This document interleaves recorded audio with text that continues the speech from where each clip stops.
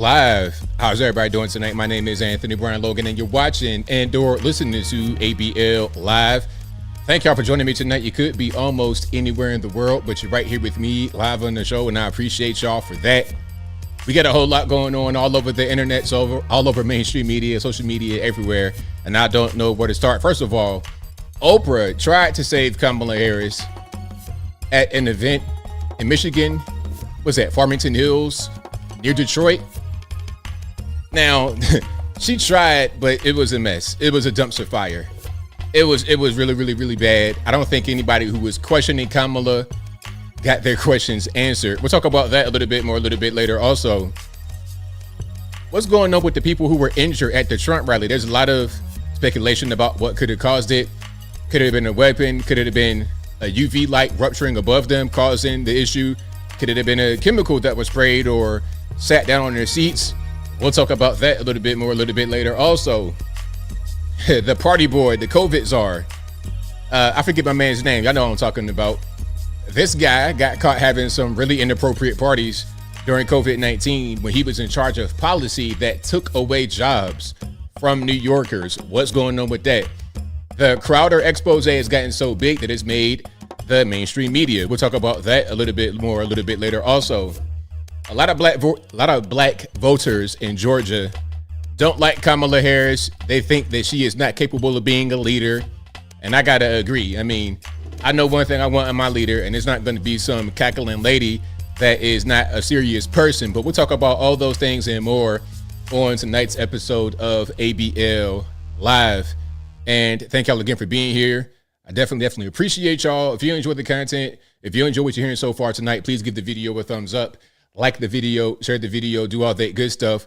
That'll help me out tremendously. Oh yeah, we're going to get to the Diddy parties. Oh yeah, I ain't forget about Puff, because that's an ongoing thing. Oh yeah, we're going to get into him. I think he's pretty much toast. I mean, the allegations against him, it's reminding me of Jeffrey Epstein. It's very similar. Now, I don't know about the minors part being involved. I don't know about that, but the charges and what they say he did, it doesn't look good. Now, some are trying to say, and look, I wouldn't crash out over Puff Daddy trying to say, well, actually the charges, listen to me very closely. Nobody should crash out over Puff Daddy. Nobody should crash out over this guy. Okay. We saw what he did in the Cassie video. That right there tells you his character. Listen, I'm not a perfect person, and you guys are not perfect as well. However, have you ever just body slammed a girl in a hotel room, stomped her in the head with a pair of just your flip-flops? Like, is that what we do? Come on. But what I was going to say is, when the feds raid you by coastal simultaneously, it's over. They already got whatever they need. They already have whatever they need against you. So now all you really can do at that point is just try to get as few years as possible. They gave Bill Cosby 35 years in the penitentiary for what he was accused of doing. 35 years. So Puff Daddy, oh man, nah, he's whatever they need on him, they got on him. Whatever they need, they got. It's already over with. Once the feds get you on the radar like that, you got the DOJ and SDNY. They'll make their career off of this case. They will make their career off this case. I'll tell a story I told before, and then we get to some other business. But I knew a guy that was being watched. I don't know if it was federales or if it was state police, but regardless, he was being watched. He was about to get locked up. He did get locked up for a few years, but he had a restaurant and he tried to make a purchase. They told him, hey, don't make any purchases. Just chill. You're about to go to court and we're going to try to work it out from there. You will go to prison, but it won't be that bad. What he did was make a big purchase for the restaurant. It was so big they had to open up the doors. The French doors had to open those up. So they're pushing the thing in that they got, and the feds came down like Men in Black with the earpieces on, black suits. Like, hey man, what you doing? Didn't we say don't buy anything? What are you doing? How do you know? We're the FBI. We have access to all these resources. Okay. They already told you they're reading your emails and they can access your phone records. What was that? The NSA, whatever that was. You already know what they're doing. So why is it of any surprise? You want to try to communicate some kind of criminal activity over a phone? They got all of that. Everything, they got it. For a while, Apple was trying to prevent the government having the backdoor to encryption, but now they got things that can crack your phone's encryption too. So it's pretty much a wrap, man. Once they come braid you by coastal, it's over. Don't even worry about it. Don't even worry about it. Yeah, Cosby's going to do a comedy tour where? In the penitentiary? Maybe he's going to do a comedy tour from cell to cell in his prison, but Bill Cosby's not going to come home. I don't think. Is Bill Cosby going to come out? Is he out? Wait a minute. Hold on. Maybe I missed something. I don't think Bill Cosby's out. He is. He been out. What? I'm late. I'm super late. Anyway, I don't think Puff's going to get out. If Bill Cosby's out or not, it don't even matter. I don't think Puff getting out because it's just too much. But people arguing certain little things. I wouldn't do it. Cosby out. Oh, okay. He been out. Yeah, I forgot. I forgot about Cosby being out. It was somebody else that is not out. Epstein is dead. Ghislaine Maxwell is in prison. Weinstein, I think he is in now. Is he still in? He's still in. Okay, it's Weinstein. Because I remember it was Bill Cosby at first. Or it might have been Epstein at that same time when Bill Cosby got locked up. But then it became Weinstein. So he's still in. I remember, okay. And then I think Ghislaine Maxwell got locked up later too. But if you get in charge of that kind of stuff, Weinstein and... Nah, it's pretty much over. Elaine got off light? Yeah, because she wasn't the main one. She wasn't the real person. R. Kelly's still locked up. That's right. Base Beauty. Yep. Oh, R. Kelly, he ain't coming home no more. And R. Kelly is not really plugged in like that to the major players to have a chance. Bill Cosby was plugged into the major players, but not R. Kelly. And Bill Cosby like 1,000 years old. Bill Cosby is like Joe Biden's age, so they might have kind of gone easy on him for that. But R. Kelly, Puff Daddy, and they said he's on self-deletion watch. But we'll get to that a little bit later because I got some things I want to play. But first things first, shout out to you guys for being here. You guys are the best audience anywhere on these interwebs. If you like what you're hearing so far, if you enjoy the content in general, please give the video a thumbs up. Like the video, share the video, do all that good stuff. That'll help me out tremendously. Shout out to the sponsors, of course, as always. Shout out to patriotpost.us, your best source of news and information anywhere on these interwebs. Their link will always be in the box, or just go to them in browser, tell them ABL sent you. Also, ablmerch.com. We got the hats, t-shirts, stickers, hoodies, mugs, and more right there on the website, ablmerch.com. Also, go to my regular website, anthonyblogan.com. That is ANTHONY, the letter B, LOGAN.com. And of course, all these links will be right here in the box. So you can click on it and go straight to it. But go to the front page of the website. I have articles for each video that I produce. And in each article, we got sources from the left, from the right, from the politically agnostic, from the local, national, international, whatever you want. I got it. As long as it's legal, I will place it on the website, especially when YouTube won't let me play something, or I got to stop it every 30 seconds because of copyright strikes. I'll put it right on there in full for your viewing. Check it out, anthonyblogan.com. Also, go to the contact page, anthonyblogan.com/contact. You can find my email address, my email address, my social media accounts, my Facebook, Instagram, Twitter, never going to call it X. All those things are right there on the contact page. Also, TikTok. They put something to my head and say, hey, man, get on TikTok or else we're going to let it go. So I'm on TikTok by force, not really by choice, because I got to be over there. You know, I'll go in there occasionally. I'm looking at stuff that people are talking about that's politically related. I'm like, what is going on here? Have you graduated high school? What is happening with some of this commentary? So I want to be over there and just let my voice be heard and to see people that don't have any clue what they're talking about at all.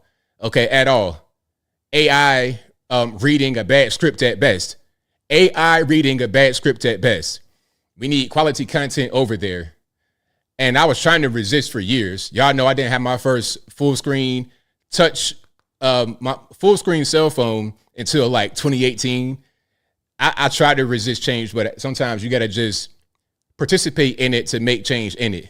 That's pretty much how I am. So yeah, shout out to the mouth breathers on TikTok. I got to come and set the record straight and let everything known what needs to be known properly. All right. You saw me on the TikToks. Shout out to you, Styles B. Thank you. Thank you. Thank you. Hold on. J.R. Williams says, ABL, I was just watching the live stream in real time. Saw a Haitian with no license plate hit a pregnant woman driver and the police let him go with a ticket. Yeah. Oh, we're going to get into the whole Haitian thing and the Venezuelan thing. And you know what? When they were built in my community, a lot of the Hispanic laborers, they'd be up in the morning, 8, 9 o'clock. You know the music I'm talking about. You know the music I'm talking about. Don't even try to act like you don't. All morning, right? But it's not that early. It's like 8, 9 o'clock when they really start working on the house, right? So imagine you live in the neighborhood where they come from, though, and they out there at 5 o'clock in the morning. Okay, they're having the whole quinceañera at 5 a.m. Trash everywhere. That's the Venezuelans. We'll get to them in a minute. Oh, we're going to get to them. We're going to get to the Haitians, the Venezuelans, all the migrants. Listen, I'm not a racist person. If you come here and you do things right, you follow the law, I got no problem with you. But when you bogart in the country, when you're dumped into a community, when you don't follow any kind of customs, don't speak the language, I got an issue. And really what's happening is that we are being taken advantage of by these corporations who are bringing this labor in, by the federal government, by allowing it to happen, and the migrants themselves. We're getting hit from all fronts. So then what are we to do? What are we to do? What are we to do? You know, you change the whole environment by bringing people in to work. They're not just machines and not just tools. These are human beings, and they do human being things. They don't live in society properly like the way Americans do. And it's an issue. It's a big issue. You know, it's just that simple. And then, you know, I was reading somewhere, they say the same thing about Black Americans coming to the neighborhood. Look, I don't even care nothing about that. At the end of the day, we're Americans. Okay. They're not. They're not. And for real, if people don't want to act right, I don't care what color they are, they got to go. Let's say you're in the community, right? Everybody's on the same page. You might not be rich. You might not be super poor either, but you good. Everybody's just kind of chilling. It's not a lot of crime. It's not that bad. Then here comes 20,000 migrants to your town of 58,000. No English, do whatever they want to do. Allegations of pets. I don't know nothing about that. I'm just saying it's allegations. Okay. You got ducks and geese. Okay. Getting carried like footballs down the street. You got all that kind of stuff going on. How are you going to handle this? You're trying to go to school. Ain't nobody speaking the English. It's an issue. It's an issue. And ultimately, it's your tax money that pays for all of this. It's you. You pay for them from the federal government and from the state government, because who's going to hire French to English ESL teachers in a town where that was never a thing that needed to happen? Not even French, Haitian Creole, a little bit different. What are you going to do? It's just too much. They don't really care, because the federales, they can be seen as the good guys by letting the migrants in, because we're America. We allow everyone in. The corporations get their money. They get their cheap next to slave labor. They can make big profits. You, the taxpayer, got to pay increased costs for goods and services because of the increased tax burden, because of the migrants. You see what I'm saying? They're making you pay more in taxes. The migrants get paid the tax money that you pay, and then they get jobs that you should have for a fraction of the wage that you should work it. You're paying to have the government replace you and your own community. How is that a sustainable model? Because you're going to just bleed me dry. I'm this cog in the machine right here, right? I generate revenue. I generate tax money. I am a person that is part of society. I'm contributing to the economy. You take everything from me and give it to the government. The government then gives it to a replacement of me, and you place the replacement me in my old job and tell me to deal with it. Hey, learn the code, do something else. That's crazy. And then people, when you say that to them, they say, oh, it's no big deal. It's no big deal. They're migrants. Are you a racist, ABL? You don't like immigrants? You don't like immigrants? Listen, it ain't about the immigrants that's here, the fruit pickers that's been here forever. It's not even about them. It's about these brand new people that are being brought in recently to work these jobs for a lot less than what they should be, to get productivity going the way they want it to be. That's the problem. Okay. And something else. Through the same border where the migrants come in, here's some drugs. So I know you lost your job and you working 2 of them, but here's some fentanyl that'll make it better. And that's how it goes. That's why I'm so anti-drug, because I see the play. I already know what the play is. They're just trying to drown you in drugs so you don't really worry about not having a job or not being able to afford things. And you kind of get demoralized because you think that it's useless, it's hopeless. You stay home and don't do nothing and let them take over. See? So yeah, migrants got to go, man. Hey, you don't have to go, but you have to get out of here. You cannot be here anymore. All right, so shout out to them, though. Now, after all of that, this is a great politician, Anne Whitcomb from UK. Now, I don't know her policies. Maybe she might be a stone cold stomp down leftist, but I don't think so, judging by what she said right here. A lot of y'all might have already seen it, but I'm going to play it for you guys who haven't. And let's go ahead and check it out. Nobody has the right to live their lives being protected from offence or from insult or from hurt feelings. It is an occupational hazard of living in society. And if you really can't take it, become a hermit. Right on point. 100% correct. Nobody has the right to not be offended. That's just life, man.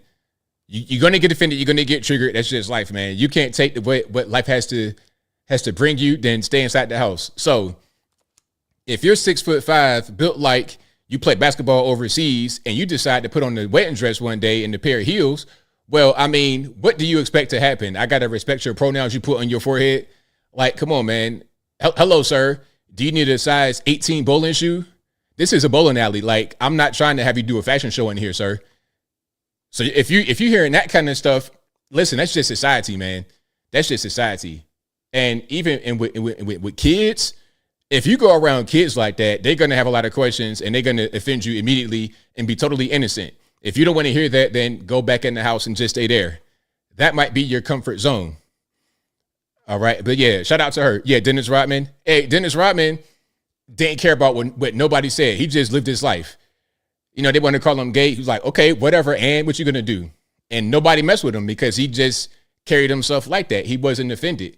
He wasn't getting triggered. He just do his own thing. Okay, that's all. But yeah, the mask hysteria is still going on. Now, listen, are we still doing the mask thing? Is that still going on right now, 2024? Y'all let me know if we still doing masks. Okay. Now, this person right here, 2024 still with the mask. Okay, I'm not sure what your pronouns are, but that mask, I don't know, man. We're not really painting. We're not spraying paint on the new build. You just outside chilling. Wear my N95.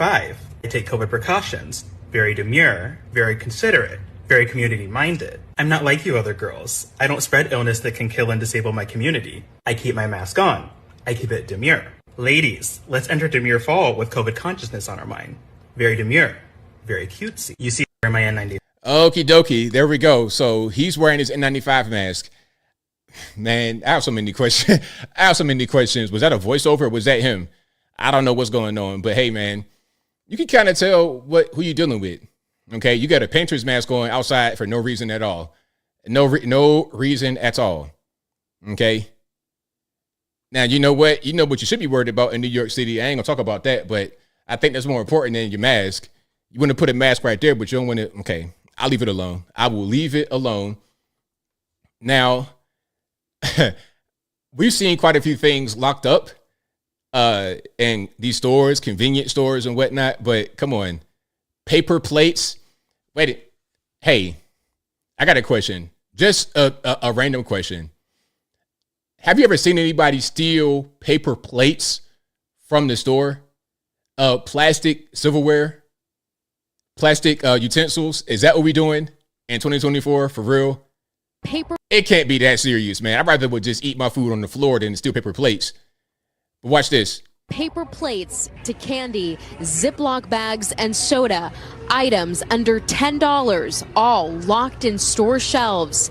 This is what you will see the next time you walk into this Rite Aid in Compton on Long Beach Boulevard. Of course it's Compton, California. Of course. Where else? Where else would they lock up paper plates? Compton, y'all that down bad? Really? Come on, man. We gotta do better. I guess it's better that way. Yeah, it's better that way. This is video that was shared on TikTok. Oh my God. Showing the locked shelves at a Rite Aid in South Los Angeles. We can't even touch nothing. This Nope. is crazy. paper plates. Paper plates. And okay, I'm not sure exactly what I'm looking at here. I'm looking at paper plates. It might be about what, 20 right there in that little stack for $5. Am I tripping? Like, what is going on? Flexible straws, $4.19 for what, like a pack of 100? I mean, how do y'all, California, like, what is this? What is all this, man? You guys got to pay your arm and a leg and your firstborn child for paper plates. I see why they're going to steal them. They $5 for 15 of them. I see why they steal them. Your silverware costs almost as much as regular silverware. So yeah, man, California. Like if you have money in California, you're living in a beautiful place, it's great. It's beautiful. Santa Monica, all this, beautiful. But if you're just a regular person and you don't have a lot of money, hey man, you bought that close to smoking crack on Skid Row. That's kind of what I see. Maybe I'm wrong. Maybe you guys can correct me. Maybe LA has great income equality, but I can't tell.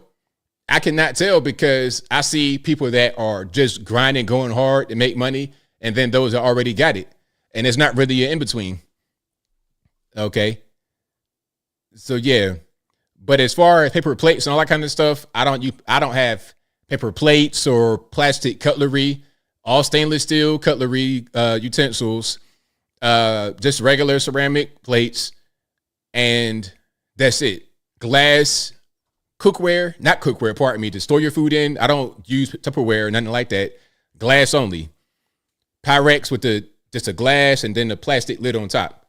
Or maybe like plastic on top, like a sheet plastic, but not ever plastic containing the food. All right, now check this young lady out. She did a hilarious Kamala Harris impression. Check it out. All right, hold on. Let me get it on the screen. And there we go. I'll be running for president of the United States. And we have states. And they're united. Okay. Thank you, Vice President Kamala Harris.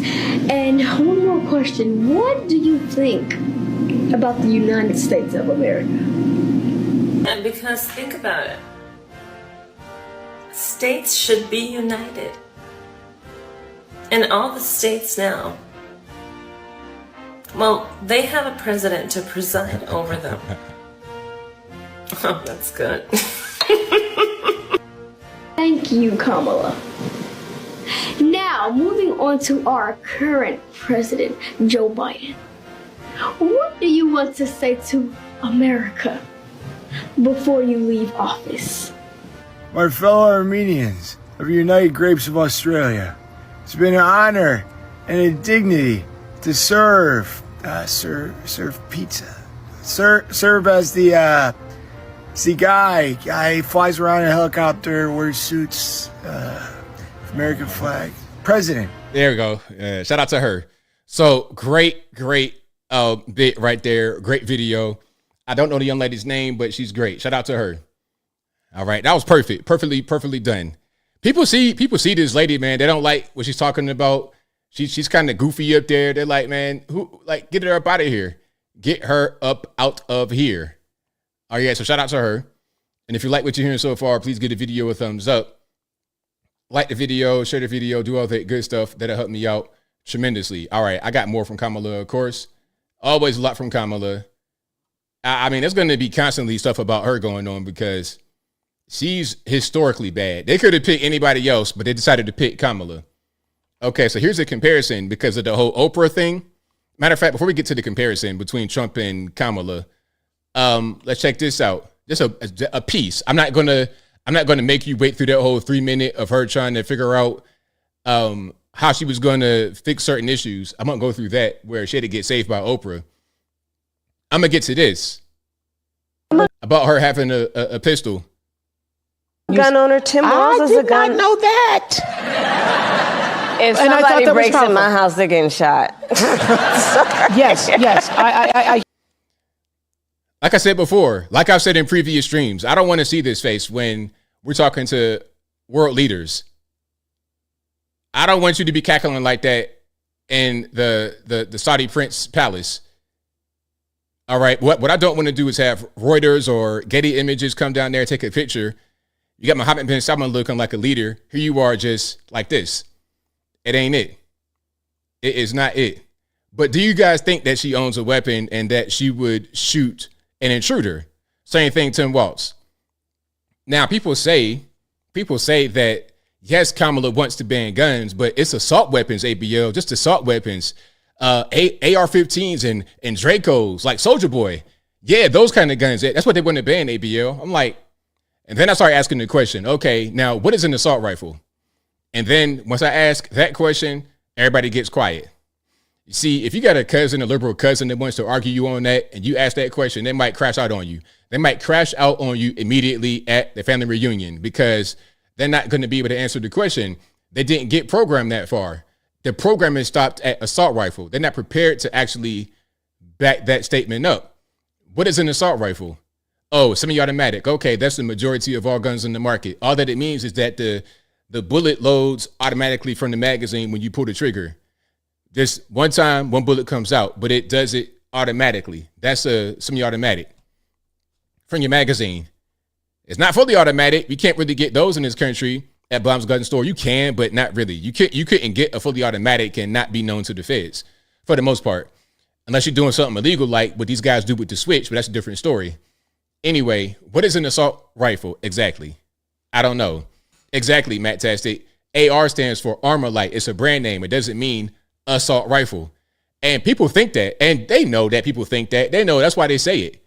That's why they keep talking about assault rifle and AR-15 as interchangeable terms, even though the weapon, it might not have been an AR-15. It could have been some other kind of rifle. But they're going to say that regardless because that's what they want to do. They're kind of promoting it. They're promoting the AR-15. But you can just use another rifle and do the exact same function as the AR-15. Okay, you just shoot. Accurate aim because you can shoulder it, usually. That's it. That's all that it is. But yeah, do you guys think she has a weapon in the house? Hold on, let me just finish the rest of this. Matter of fact, I'm going to start from the top because I think she regretted saying this, actually. I'm a gun owner. Tim Walz is a gun. I did not know that. If somebody breaks in my house, they're getting shot. Yes, I hear that. I hear that. Probably should not have said that. But my staff will deal with that later. Yeah. This is like this is your leader? This is your leader, really? No. She did poorly in 2020 for a reason. All right. Everyone is not meant to do everything, and that's fine. It's okay. Everybody can't do everything. Now, here's a comparison from, I think, that same event with Oprah and then a Trump rally on Tuesday or on a Tuesday. I'm not sure when this rally was. How are you going to bring down the cost of food and groceries? Good. Very good. Thank you. So we have to start always with energy. Always. I don't want to be boring about it, but there's no bigger subject. It covers everything. If you make donuts, if you make cars, whatever you make, energy is a big deal. And we're going to get that. It's my ambition to get your energy bill within 12 months down 50%. If I can do that, you've done a hell of a job. 5-0, not 15, 50.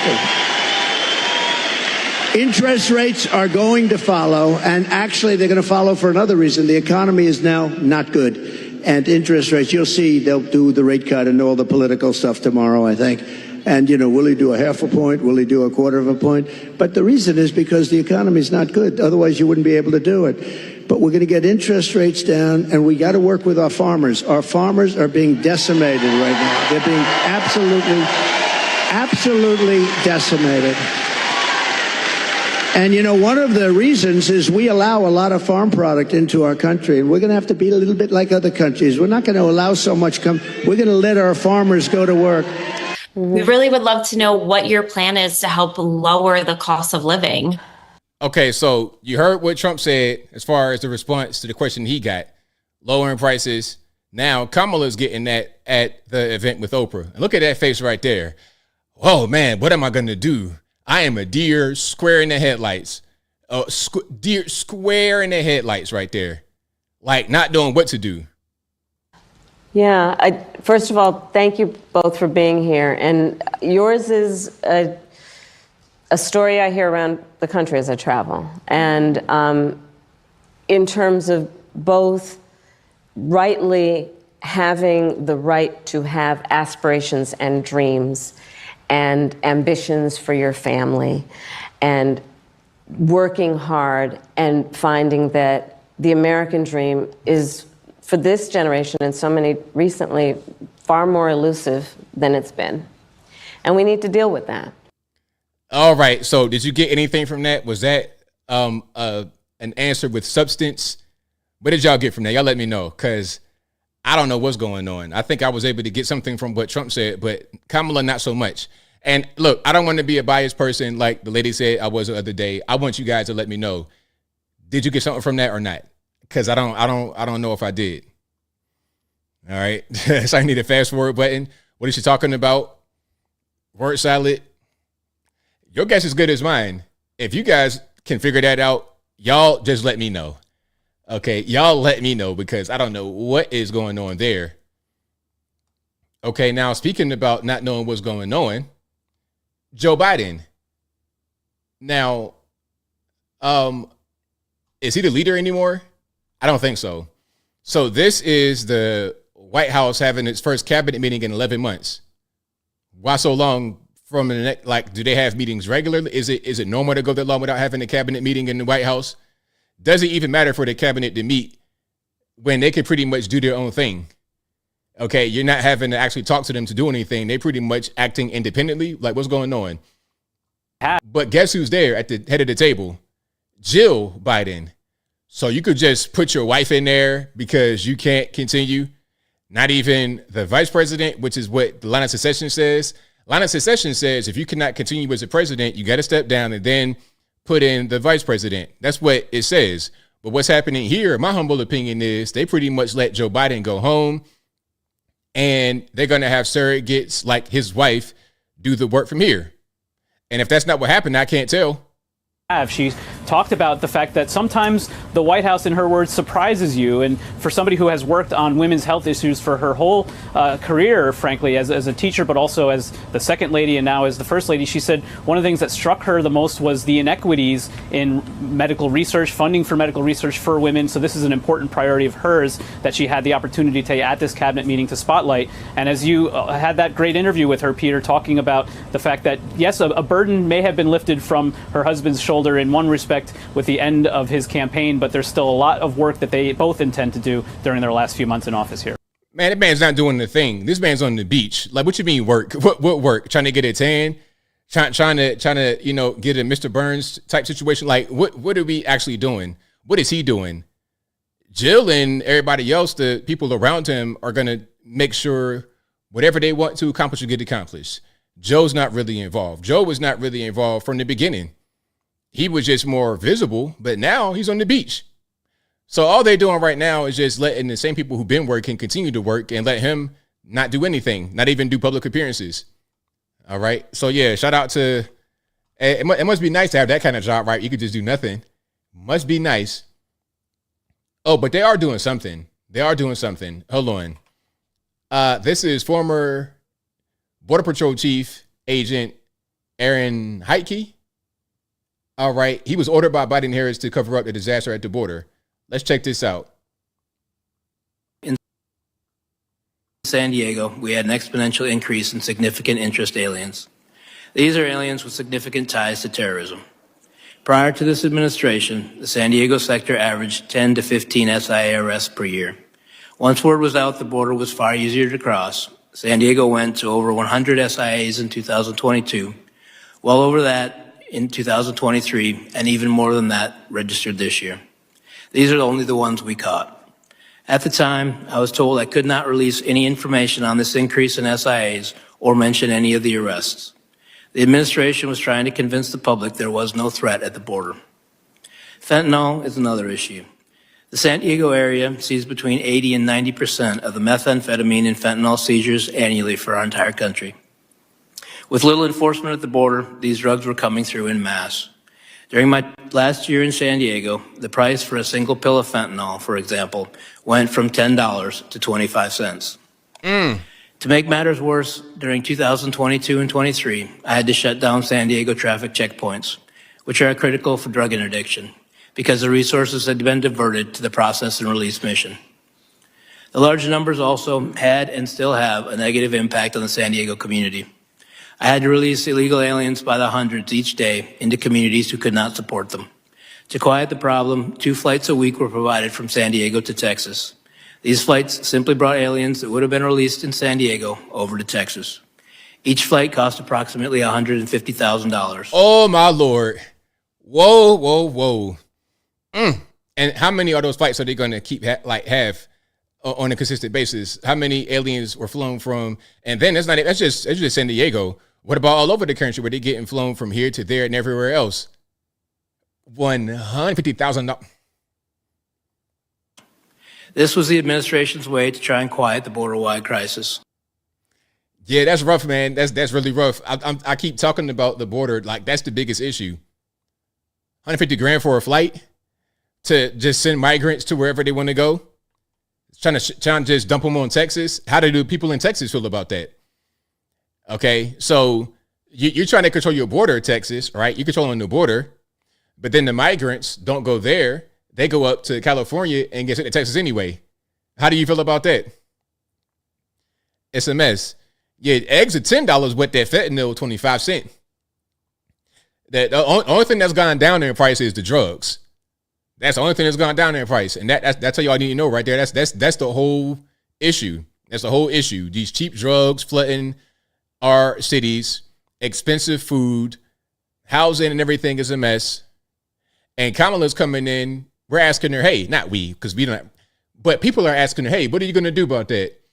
I'm a small town girl and I'm a middle class. All right, but that's fine. But how about that fentanyl right there?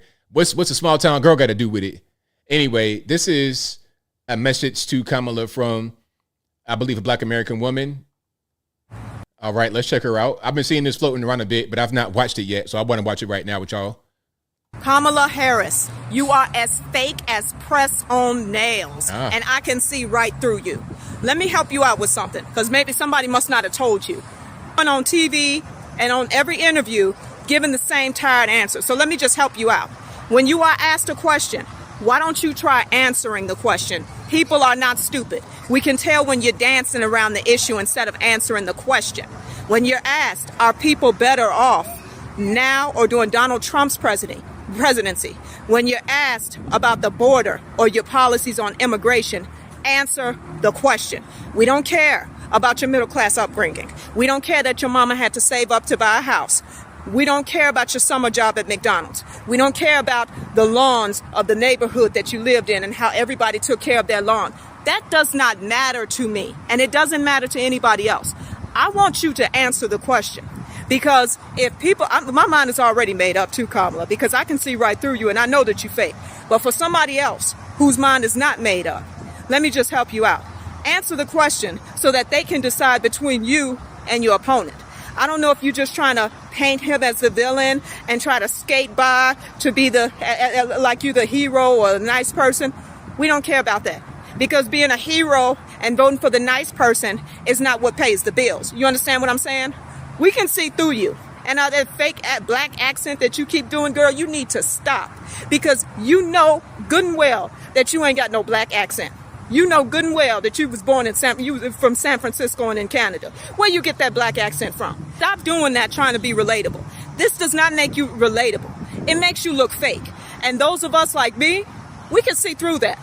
We can see through that. We can see through every interview that you do that instead of answering the questions that are on the minds of the millions of American people who have the power to elect you to the highest office in the land, you're dancing around the issue and you want to talk about how you was born a middle-class kid and how your mother had to save up to buy a house. I don't care, Kamala. So just to recap, stop dancing around the issue. Answer the question. If you're going to do an interview, answer a question that you are asked at the interview.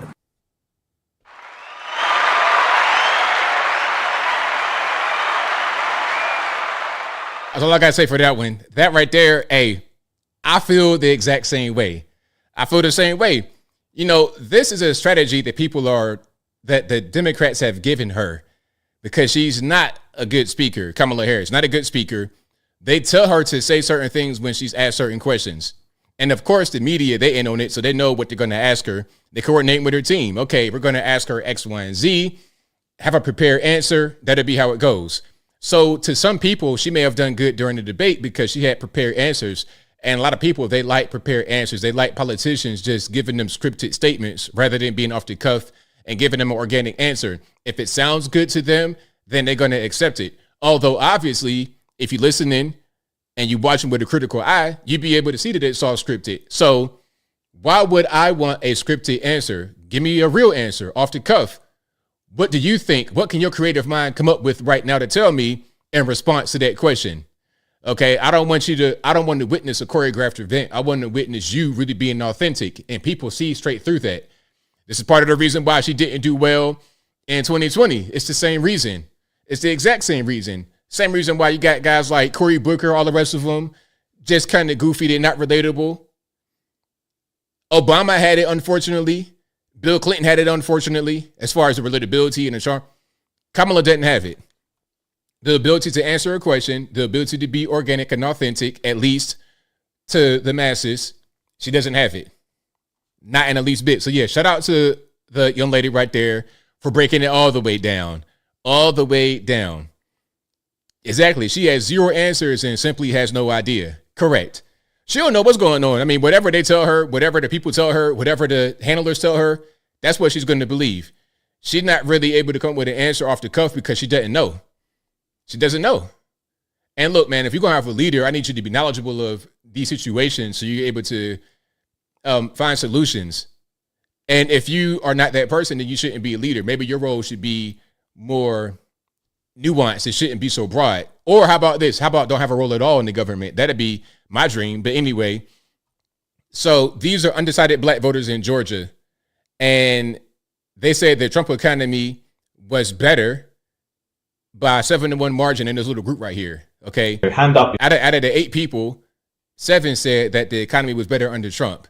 Now, listen, what I want is for them to go out there and vote appropriately. If you say that the economy was better under Trump, then there shouldn't be a reason for you to vote for Kamala. Because what is she going to do that's different than her first 3.5 years in office?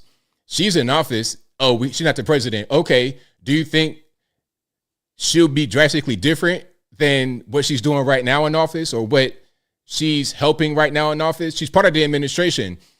If she's part of the current administration as the vice president, second most powerful to the president, then how would her administration be dramatically different if she was to become the president? It doesn't make any sense. It does not make sense. If you're voting for the vice president, you want a continuation of what the president did. You're not going to think she's going to be a whole brand new person. But let's watch this right here. Hand up if you think the economy was better under Trump. And hands up. Matter of fact, I'm gonna let this play. I gotta use the bathroom again. I've been drinking this water like I'm an athlete. So hold on. I'll be right back. I promise.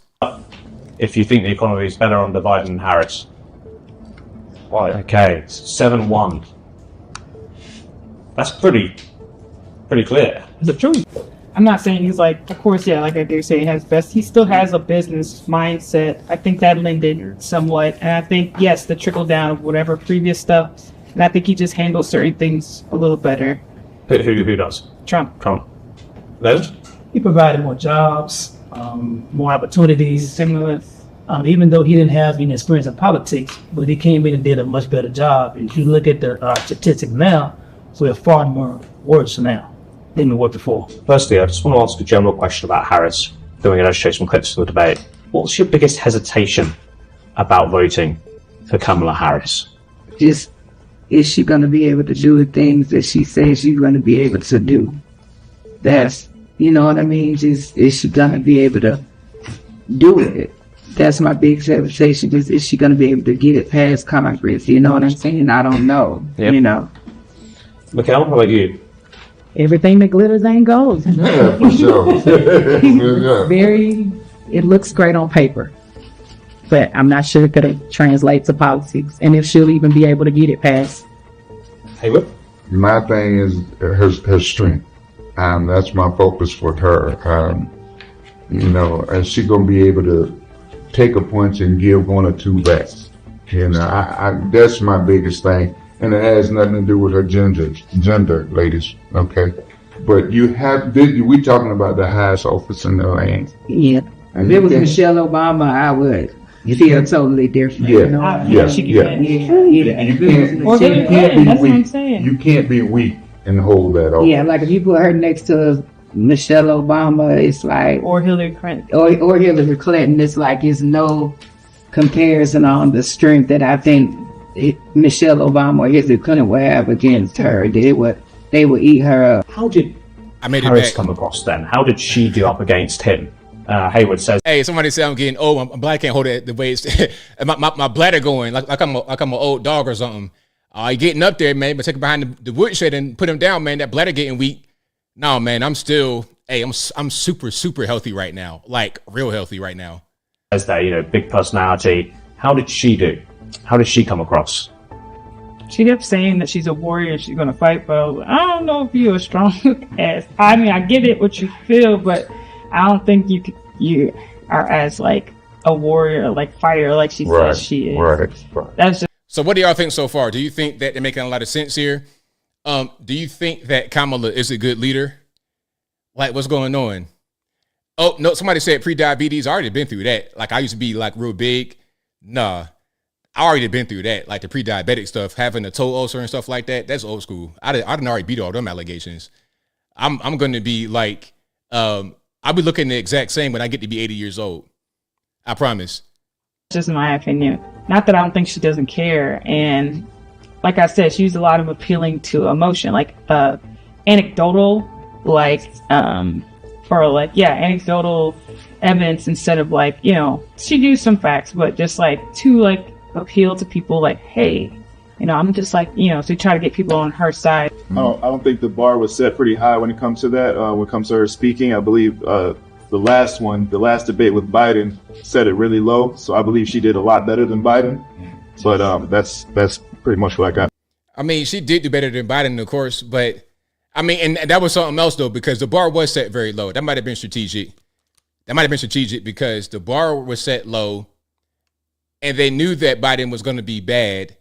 So when they threw him away and they brought in Kamala, it's like, okay, you don't need to do much to do better than Joe Biden. Although she's bad, comparatively to Joe Biden, she's a lot better because she's not 1,000 years old. Now, she is a moron, but again, to the people, from the optics, she looks better. So they'll accept it. That's the game here, in my opinion. They're both old. Biden is old. Trump is old. We need to get some young folks in there that knows, have an idea of what's going on now. So that's my opinion. Yeah, it was several times where he kept referring to her as they. He almost didn't even address her. He kept saying about it. He didn't say her name at all. Yeah, or that's your boss. Basically, that's your boss. You're just doing what Biden wants to do. Yeah, and it does make you wonder, right? Because it's kind of he's saying stuff like, y'all just ousted him. And I'm like, well, that's not what happened. But in the back of my mind, I'm like, what if that is what happened? That is what happened. That's exactly what happened. See, you're listening to what Trump is saying, and it's making sense. You see, what people have been trained to do in this country is to believe politicians, and politicians always lie. They'll tell you whatever that they want you to think, whatever they want you to know, whatever bit of info they want to give you, they'll give you, but they won't tell you the full story. They'll present things to you in a way that is deceptive, meaning they'll give you the truth, but present it in a way to where it is not the truth. That's what they do. So when you get a guy that's straight up honest, you're like, whoa, wait a minute.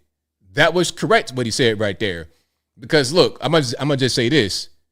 And shout out to her. I thought that was my cousin at first. I was about to call her what you doing on this? You ain't call.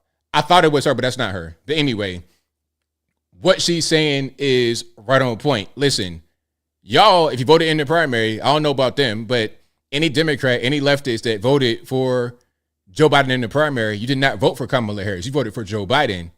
You don't vote for the vice president. You vote for the president, and they pick their own vice president. Now, you can ask him like they asked Joe Biden to pick a black woman, but if he wanted to pick a black woman, that's up to him. He picked a black woman, but you had no say-so on who it was. You had no say-so on him picking the black woman. It was just a request. There was no vote for that. He picked her. You picked him. And at the 0 hour, after all the primaries are over, they threw him away. All right, now you're going to get Kamala. So what he said is correct, and you thinking it's correct because it is correct. And now she's the figurehead, so it's difficult to jump on board 100% because you do kind of, like you've seen it. We've lived through now, multiple elections and we've seen how they turned out. So as a person, I do think she's a better person than he is overall character-wise. But what makes you think that though? Like, what do you know about Kamala? The media have been covering Trump excessively, to be totally honest, excessively for years now. So you know a lot about Trump, or you know a lot of what the media will tell you about Trump. You've been given a lot of information about Trump from the mainstream media, basically. Now, what do you know about Kamala, though? Did you even know that her mom is from the India? Like, a lot of people didn't even know that. They didn't know the most basic things about her. What do you know about Kamala? How can you say that she's a better person if you don't know her? How is that possible to say? And that's why, more people, I think, are leaning towards her. I don't know if that 100% means she'll do a better job in the office.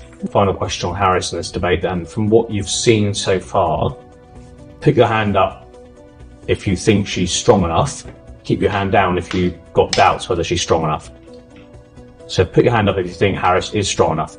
Yes. I think she's strong enough. Yeah. I don't understand this. I don't get it. So strong enough to do what? To run as a Democrat or to become the president? I don't understand. Why would you say that why would you say the economy? I don't know. Y'all know what I'm talking about. Why would you say the economy is better under Trump than it was under Biden, but then say you think that Kamala could be strong or is strong enough to do what? Just black enough, yeah. Just enough, yeah. It's just right strength. It's that strength that everybody see in the beginning. Is it gonna last throughout her 4 years? Yeah, that's what I'm saying. She looked good against Mr. Trump. I don't know. I didn't see it. But when you had to face these other leaders from these other countries, are you gonna have what it takes to stand there and throw punches like they throw a punch? No, the answer is no. You're talking about world leaders having to talk to them. You're not gonna have what it takes to stand toe to toe to them, and that's the problem. All you're gonna see is a bunch of cackling and big teeth everywhere. That's not what you want to see when you're trying to defeat. When you're trying to have negotiations, when you're trying to defeat an enemy, you don't want to see anything like that. Okay, you don't want to see anything like that at all. Now, speaking about not wanting to see things, Puff Daddy and his parties. Must I call them freak offs? I'm gonna call them that one time and leave it alone. Okay, the baby oil, 1,000 baby oil. Now, some are saying that he shouldn't have gotten charged. He shouldn't be locked up. I'm gonna play some of this. Dr. Umar Johnson. Just a little bit of this because I saw this and I wanted to respond to it. I really did. Hold on. Let's put it on the screen. Sean Puffy Combs' federal charges have little, if anything, to do with domestic abuse or pedophilia. His major sex crime federally is he's being accused of transporting women across state lines to engage in sex. What we call prostitution. Not Casey, not the freak-offs, not underage girls, but prostitution. Why am I bringing this up? Because I don't support prostitution either. I do not support men paying for the sugar box. I do not support black women having to sexually exploit their sugar box in order to pay their bills. We got it. With that being said, prostitution is the oldest female business on the planet Earth. Prostitution is the oldest. He's getting too long-winded. Basically, he's like, hey, why are these charges for this that shouldn't be such a serious offense? That's kind of what he's getting at. I'm gonna kind of go ahead a little bit because he's kind of belaboring the point. Engaging in sex with underage women. It is interstate sexual trafficking. That is the charge. Why am I bringing this up? I'm bringing this up, peace God, because when I listen to the news, they're not talking about the evidence against Sean Puffy Combs. When I listen to the news, they're not talking about the evidence of Sean Puffy Combs. When I listen to the news, I have yet to hear anybody give me a specific piece of interstate sex trafficking evidence against Sean Puffy Combs. I'm going to say it again. Nah, we don't need that to say. You said it one time, you heard you the first time. But look, this is what I'm talking about. This is what I was talking about earlier. You're trying to rational. You see charges, or you might see some paperwork, or you're not hearing what you want to hear. Listen, don't even worry about it. It doesn't actually matter, because a couple of things. First of all, we saw the tape with Cassie, and that's what sparked this whole thing. That's what sparked the whole situation, because that tape came out, and then the lawsuit came out, and he paid it. Boom, it was off to the races. All these accusers coming out. Now, what the feds did, in my humble opinion, when all the accusers came out, they did an investigation, and they found a lot that's going to get them locked up to make big rocks to little. It's just that simple. That's what they found. They can't listen. You're worried about the charges and the specific things and whatnot. You're worried about that, but they confiscated 1,000 bottles of baby oil. They showed guns with the serial scratched off in court. I mean, you got the tape where he was stomping Cassie in her head. When the feds raid you by coastal simultaneously, they're taking your son out, locking them up. When they're doing all that, they already got you. All you need to do now is just figure out how many years you're going to get. How many years you're going to get. That's it. Where are you going to get locked up? Are you going to go to a club fed? Do you have any final business dealings? Let me tell you what happened, in my opinion, with the feds. Remember when they first announced charges, and then they saw Puff at an airport like he was trying to leave? What probably happened was he tried to leave. He tried to do Russell Simmons and go to Bali or something like this, or somewhere else. And they were like, nah, we're not going to have that happen. They probably were at the airport waiting on him, because they already knew he was going to try to do it. You got your own passport or a fake passport. They already know what you got. So don't even try to actually escape. Listen, when he arrives at the airport trying to leave, try to go to Ireland or some crazy place like this to escape the authorities, the feds are there, and they're like, all right, Puff, look, check it out. You're not going anywhere. Actually, we're going to arrest you in about 3 to 4 months. Get all your affairs in order. Whatever you got to do, go ahead and do that. You're facing about 25, maybe more. Maybe if you cool and you cooperate, you might be able to get less time. But that's it. And then they arrested him. They showed up and when they got him, he was like in the hotel or something. And it was like 2 casually dressed guys that just ran up on him, and they took him out. It was no incident. It was nothing, because he already saw it coming. He had sold his house or something, or he paid off a mortgage. He paid off a mortgage because he knew that he was about to get locked up. So again, if they do all that to you, they got a lot of evidence that you've not seen yet. And when they go to court, they're going to be thorough. 98% conviction rate. They won't even take the case if it's not really a thing they can get a slam dunk on. And the SDNY Attorney General of DA, he's going to make a name for himself. The same kind of way that Fonnie Willis was trying to make a name from Trump. He will make a name from Puff on this case. It's the same exact thing. Now, hopefully my man in New York is not skimming no money and paying sugar babies with the state money. Let's not do that, sir. Keep your eyes on the prize, and that's Puff Daddy and the bottles and the baby oil. Keep your eyes on that prize. Don't worry about nothing else. Don't be like Fonnie Willis trying to take some off the top and go on vacations and ghetto stuff like that. But don't nobody got no time for that, okay? And the case, make sure it's rock solid, because Alvin Bragg out there, your colleague probably, his case is weak as weak could be. Okay, everything's getting delayed and deferred. Make a solid case against this guy. All right, so yeah, shout out to Puff and 1,000 bottles of baby oil. I think it's pretty much over. And you know, a guy like him can exist in the industry for a long time because everybody benefits. Everybody's getting money, they're getting favor, they're getting all kind of stuff. So they just let that kind of thing go on and turn a blind eye. Oh, I didn't see him with Justin Bieber or somebody like that at 15 years old. I didn't see that. I didn't see him and Usher. I didn't see that. It's a lot of that stuff that goes on. Busta Rhymes, I ain't gonna say what he did, but y'all know. Y'all know what, if you know, you know. But that kind of stuff goes on and nobody says anything. I'm not saying Busta Rhymes did anything illegal, but he just does. These people in the industry do really crazy things and they get protected because nobody wants to really come against them. Somebody that's powerful and has money and has connections, just it's intimidating. That's kind of what's going on. So yeah, that's pretty much that.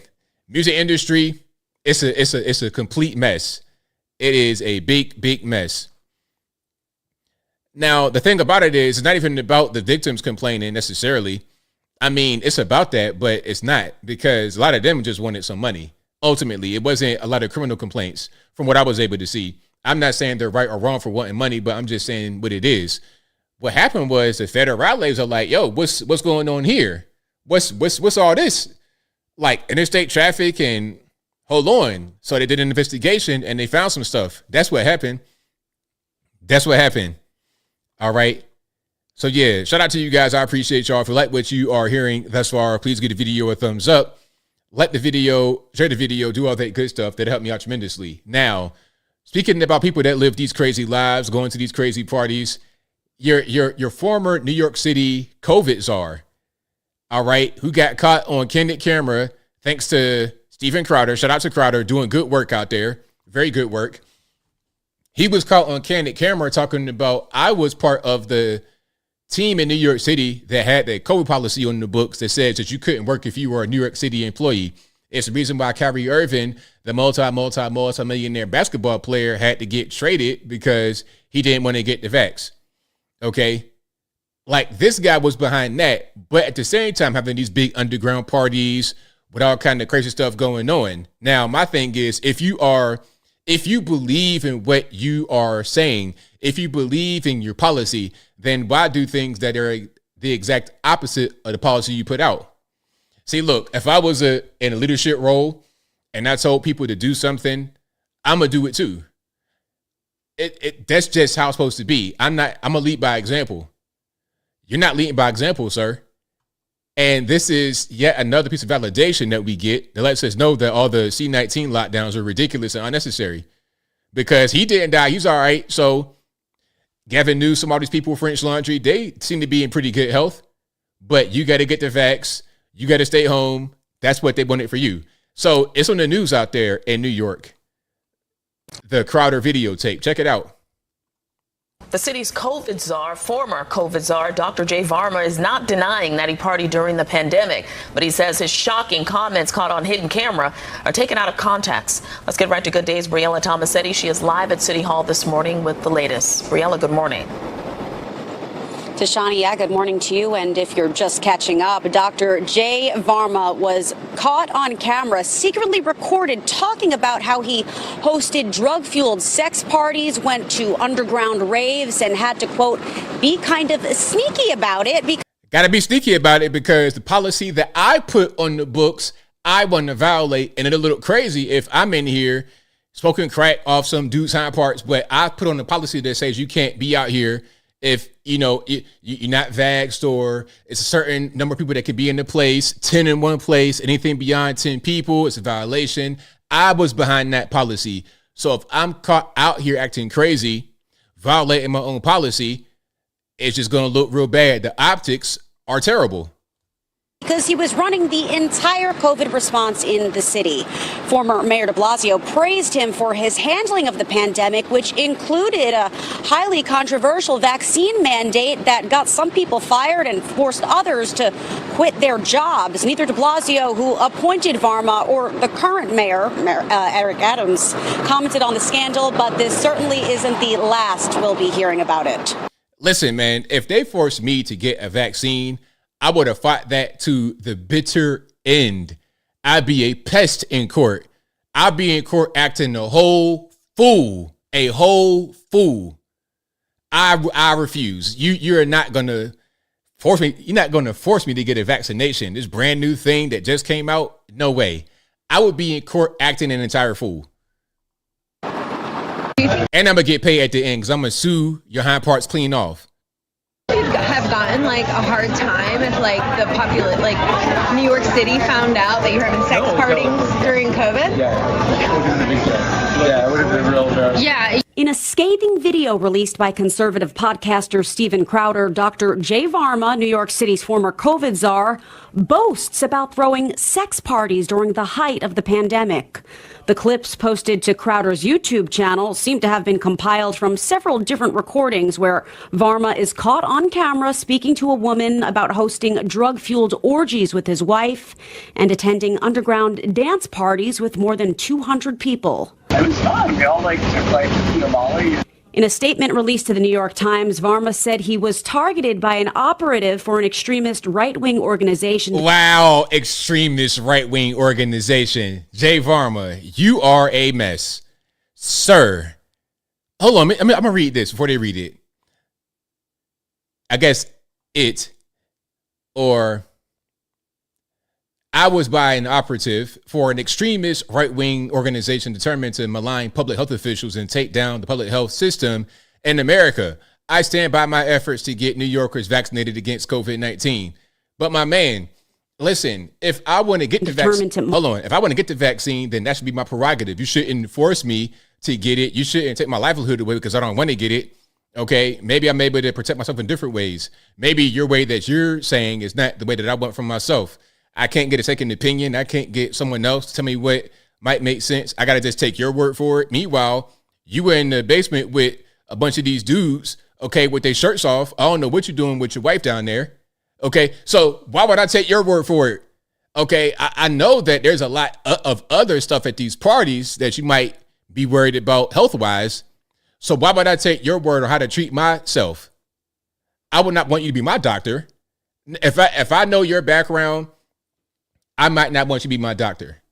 And this right here is a prime example. You are forcing this vaccine. Now we got injuries and everything else. What do you say? Oops, sorry about that. If you were just a regular doctor, you can get charged with malpractice. New York Times, Varma said he was targeted by an operative for an extremist right-wing organization determined to malign public health officials and take down the public health system in America. He added, I stand by my efforts to get New Yorkers vaccinated against COVID-19. Oh, my goodness. Varma didn't deny the recordings were real, but said they'd been spliced, diced, and taken out of context. Spliced and diced. Okay. Okie dokie. So when you said you were at the underground sex party, and then if you were to be caught doing that, it'll look bad because you were the COVID czar, was that sliced and diced, or did you say that? Like, can we get any kind of word on that, Jay? He also admitted to attending 3 gatherings between August 2020 and June of 2021. Everything that we do to prevent infections, keeping distance, wearing masks, washing our hands, we need to be even more rigorous about. During that same exact time period, Varma regularly appeared on Fox 5, encouraging New Yorkers to mask up, stay home, and practice social distancing as public health officials sought to contain the deadly virus. These new variants account for 51% of all cases that we have in the city right now. He also sat next to former Mayor Bill de Blasio, who tapped him for the job. Look, they put on the mask. It's like, all right, man. You ain't wearing no mask in them underground parties, though. You're not wearing no, like, all of this was so performative. They going to have to study the pandemic and what we did. They got to study it. And I know there's books on it. I have books behind me on it. But there needs to be, like, I don't know, man, a really in-depth study into this. This needs to be a section in history books, for sure, to highlight the lunacy of what we did, all the fear, all the ridiculous government policies that didn't make any sense. We got to study it. During daily news briefings, updating New Yorkers about the city's progress in stopping the spread. Elected officials on both sides of the aisle are now speaking out. Joe Borelli, the city council's Republican minority leader, told The Times, I recall being treated like a pariah for pointing out the obvious at that time, that many of our so-called leaders were just making up illogical rules as they went along. Still, I couldn't have predicted how full of it they actually making up rules. Were. Making up rules. Tell me some, walk on these stickers in the store 6 feet apart. And even Fauci said, I made that up. That was just, we were just kind of riffing. Throw that at the wall. 6 feet. All right, bet. That'll work. Mask in the restaurant. Yep. When you eat, no mask. So all your particulates and whatnot are going to fly around everywhere, talking to the waiter. He's right in your face at your table, kneeling down, getting all kind of spaghetti sauce in his eye. Okay, but when you get up and walk away, put your mask on. Dumb. Democratic City Councilman Robert Holden called on the current mayor, Eric Adams, to investigate, telling the paper in part, it's alarming, especially with so many first responders, city workers, and everyday New Yorkers losing their jobs. After working for the city, Varma went on to become medical director at Weill Cornell Medical College's Center for Pandemic Prevention and Response. Now he is the executive vice president and chief medical officer at pharmaceutical company Sega Technologies. No word yet. So you see how they get shuffled around? Okay, you're in the government, and then you're able to go to Big Pharma. Didn't we see a Peter Santinello video where he was talking about that? Well, not Peter, but a guy that he brought on, I forget his name, but they were in DC on Capitol Hill, and then they were going from all these little agencies to agency. And he was saying how once you're in the government, what you want is to get a promotion to a big pharma job, because that's where the money really is. You could do well as a government employee, getting paid, $200,000-300,000, maybe a little less. But once you go to big pharma, now we're cooking with gas. Now we're cooking with gas. That is a big leap in your career. Big career leap. And that's what they do. That's what he did. And meanwhile, he's a whole moron. A hypocrite and a moron, just making up things as he went along. That's what he is. And these people often rule you. They're the ones that are in charge. That's why it's important to vote. Now, some of these guys, these are just appointed by companies. You can't really, but you got to vote for the right people to try to get a handle on all that. And if you can't vote for somebody that's important in your place or anybody at all, get the right people in there. Whoever you can vote for the right person. All right. But let's keep on rocking and rolling. If you like what you're hearing so far, please give the video a thumbs up. Like the video, share the video, do all the good stuff. That'll help me out tremendously. All right. We got a lot more going on. The migrants, that's still a really, really big issue. That is a big issue. All right, so this is what Texas is doing.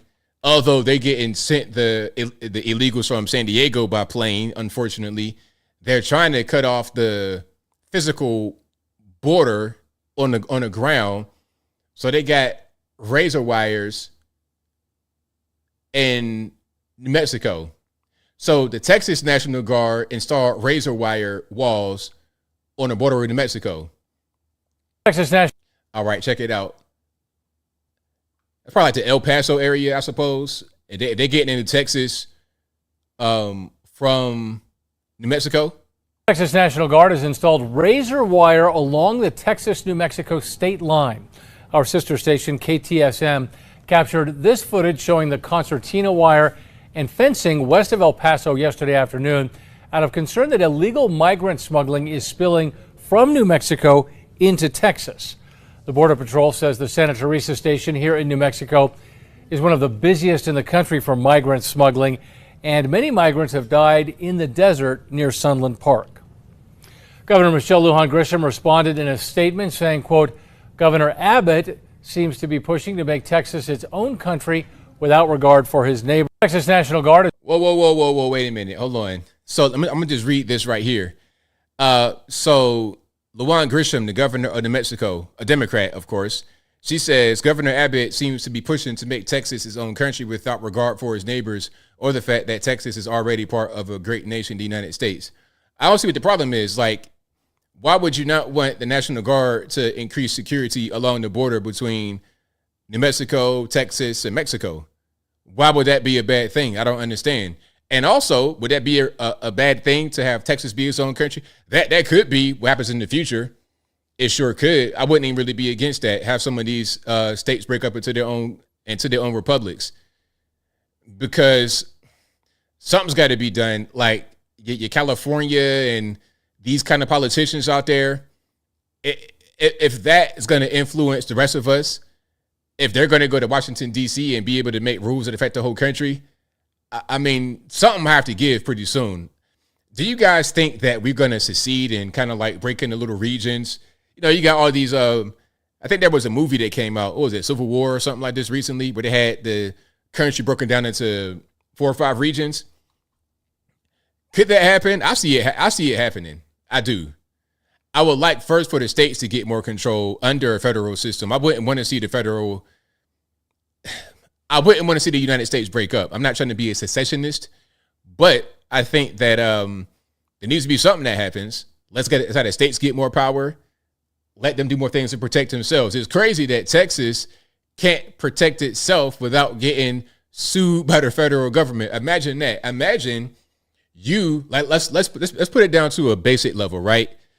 All right, you living in the community and there's a crime problem, migrants or whatever the case may be. Now you decide to get a new door, something that's reinforced, something that you can't just boot down. Maybe you trying to get, I don't know, more durable windows. You're trying to like increase the security on your home because of the crime. Now you get sued by the city for making your own home more secure, but it's the city that is not giving you the protection that they're supposed to protect you with. You pay taxes, you pay for the police and whatnot. You saying, hey, we got a problem out here because of the migrants that you brought in, that you allowed to come in, like a Denver sanctuary city. So citizens of Denver and Aurora and Castle Rock, et cetera, are saying, hey, Denver, you guys are dumping these migrants on us and we're having a hard time protecting ourselves. Now, if I want to get a gun in a gun control place to protect myself from the migrants, you want to try to lock me up? You want to try to get me in trouble? Well, it's your responsibility. And if you can't do it, I'm going to do it. That's what's happening right now with Texas and the federales. They're trying to protect their own border in Texas, but the feds say, nope, don't do it. Well, somebody's got to do it. If you're not going to do it, they want it to be open intentionally. All right, that's what's going on. All right, we got more. We have more. Oh, here's what I was talking about. Remember I was talking about the migrants playing the music? You know what I'm talking about. That Hispanic kind of Central American, South American music. Okay, that music, I can't really do it very well. But I don't got to do it. I can just play it. Let me see if we got sound here. So, like I said, when they were built in my community, the Hispanic migrants, they would be out like 8, 9 o'clock in the morning playing their music. But imagine being in a neighborhood where they live at before they go to work and they're still playing that same music and having the whole party right in the parking lot every morning.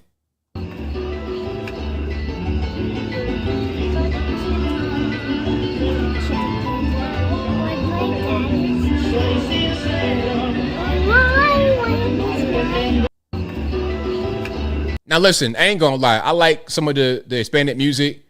Okay, some of the ranchero music, whatever it is. I like some of that. But maybe I don't want to hear that at 5 a.m. Maybe I don't want to hear that at 5 a.m. All right, just maybe. And do we have any gang members out there? These are Venezuelans, by the way. I'm not trying to say that all Venezuelans are gang members, but do we have any Trinidad Agua out there in the building, in this little parking lot area? Do we have them?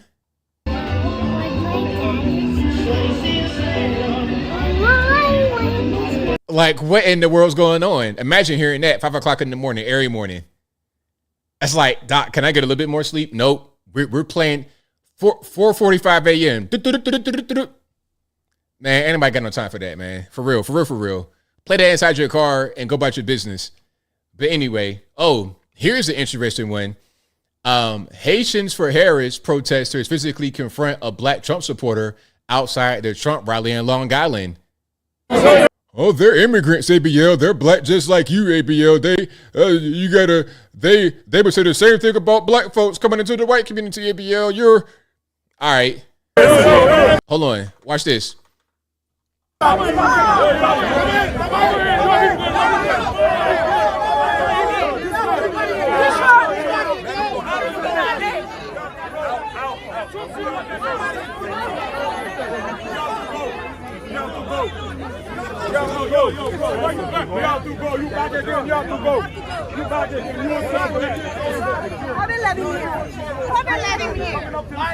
now?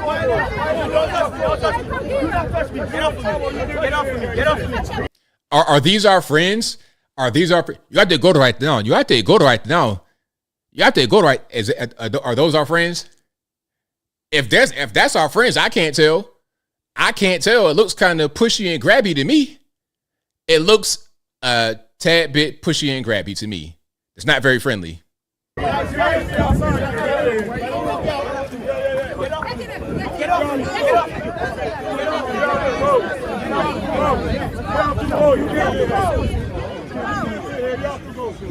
Shout out Tim Cash for the video.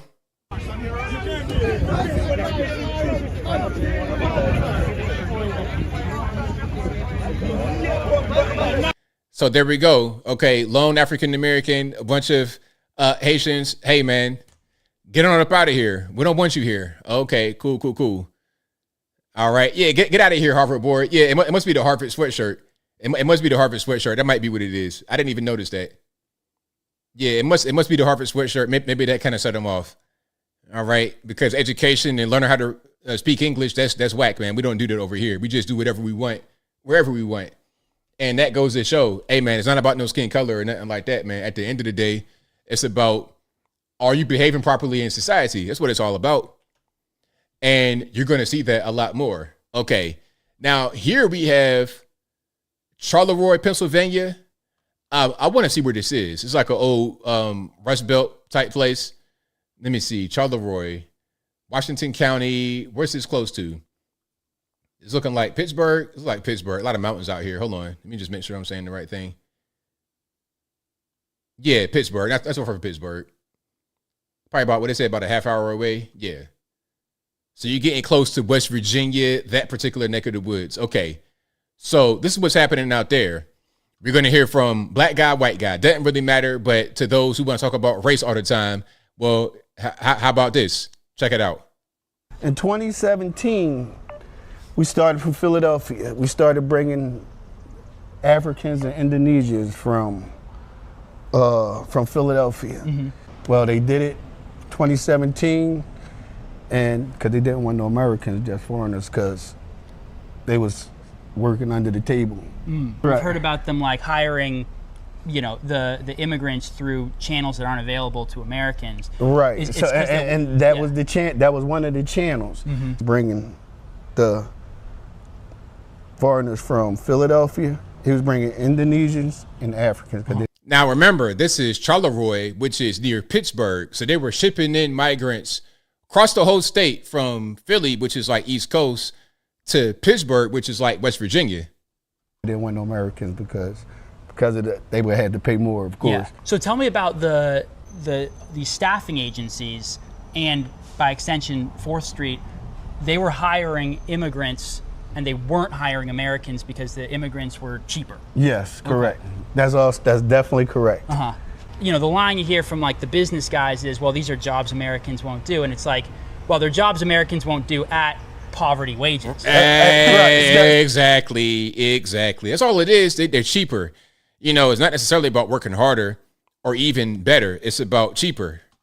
If you paid a real wage. Right, you paid a real wage, that's the problem. Yeah. So that's why the people didn't want the jobs, because, if an immigrant come over here, they already making peanuts. You know what I'm saying? So you would take anything to send back home, because $1 probably worth wherever you come from. Indonesia might be $7, it might be $12, it might be $20 to $1. Yeah. So you're gonna get what you can get, send it back. Right. There are laws against what he's talking about. There are laws against that, but are we trying to enforce those laws, or are we trying to enforce other laws like Trump paid a lady of the night or something like this, campaign hush money? Like, where's our actual focus as a nation? Trying to get revenge on our political opponents, or trying to enforce the laws that protect American people? Which one is the most important to us right now? I think we see the answer pretty clear. You think that immigrants are, because they're willing a box of cats per week in payment is crazy. To work for less, Y'all are funny. Driving down the wages of Americans? For the simple fact, if you want your roof done, you know what I'm saying, and you know that the company down the street gonna charge you $10,000 for the roof, and the Mexicans that do the job that's really not, but they could do it, they only gonna charge you $2,000. You're gonna go to the $10,000 or the $2,000. That's gonna get the job done right. And now shout out to the Mexican, shout out to the Hispanic laborer, but when you have cheaper labor, you're gonna get poorer quality, typically. Cheaper labor, poorer quality. But I guess the way to look at it, that the quality is not, it doesn't matter as much as the cost. You may be able to get better quality if you pay more, but it'd be something that really couldn't get sold. Like you would pay too much more and they think the bump in quality isn't worth it. That's what I think is going on. Who you gonna pick? Right. All right, now we got another one. We have another one. This is a really good one. Same town. This is the same town right here. Okay, Charleroi, small town. Listen to him. He's going to break it down very, very well. And shout out to America 2100 over on X. All right, America 2100. I'm going to zoom in a little bit so you can see it. America 2100 on X. This is their video right here. All right, so it says, listen to all of this all the way through.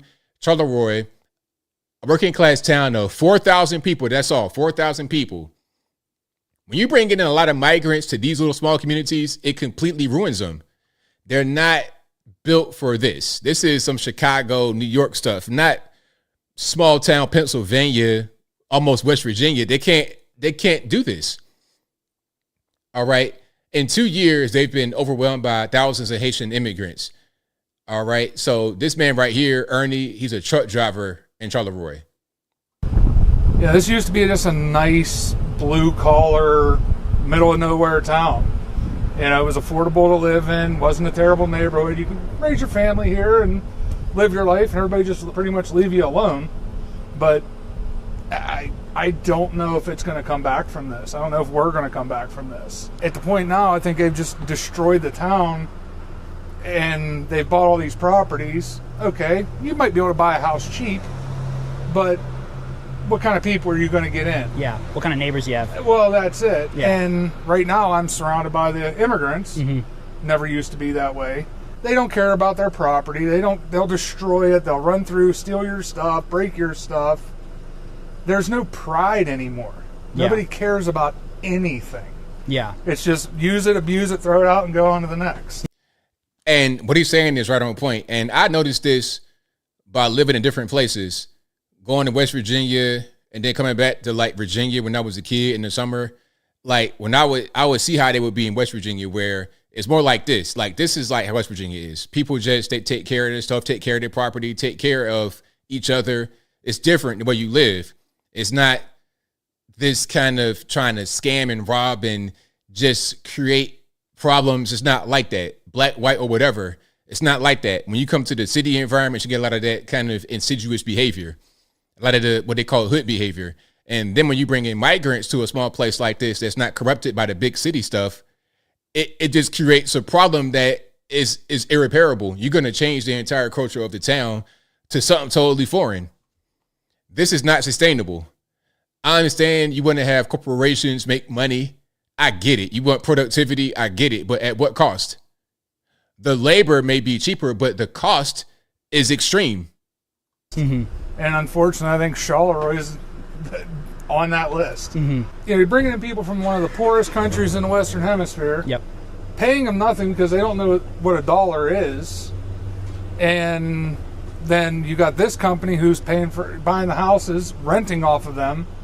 I mean, it's full all around corruption, extortion. Somebody's lining their pockets. It's like, hey, we're just going to put you here, put you in our house with this job, and it's the taxpayer's dime. Yeah. While we're over here struggling, I make a pretty decent wage, and I'm picking up a second job to try to help cover the bills. My girlfriend's working 2 jobs to try to cover the bills. And it never used to be like that. And They're affecting people's schools, their kids, their houses, their homes, their property, their hometown. Yeah. So it's a lot of frustration that's building up. Yeah. It's killing another small town America. Yeah. And this area has been in a depression since the steel mills went down in the 70s. Yeah, we know about depression in this area. Yeah. So I mean, we've always just fight, survive, make it happen. Yeah. Find a way to make it happen. There's a lot of fighting people around here, and it takes a lot for people to quit. Yeah. And that's happening. It's happening. Whenever you see the natives from this area in particular going somewhere else, it's bad. Yeah. Because there's people who've lived here their entire life. Like, oh, you ever been to, nope. Oh, you ever been to Pittsburgh? No. That's like, true. Oh, great, it's 30 miles up the road. Not I'll just stay here. And it's just kind of what it is around here. Yeah. and those people are moving out. Wow. And that's wild. So It's crazy. It's a mess. I mean, that's what's happening in small town America. 4,000 people, and you getting inundated by Haitian migrants. The companies don't care. They're like, man, look, whatever. They're going to stay here. We're going to make money. They're just making money because the government is allowing them to. The government, again, it's a federal government responsibility to maintain the security of the nation, to secure the border. It's their job to do that. Now, when it's not secure, and when they sue Texas and places like this for trying to make it secure, then you know the border being opened is on purpose. It's not just an accident. It is intentional.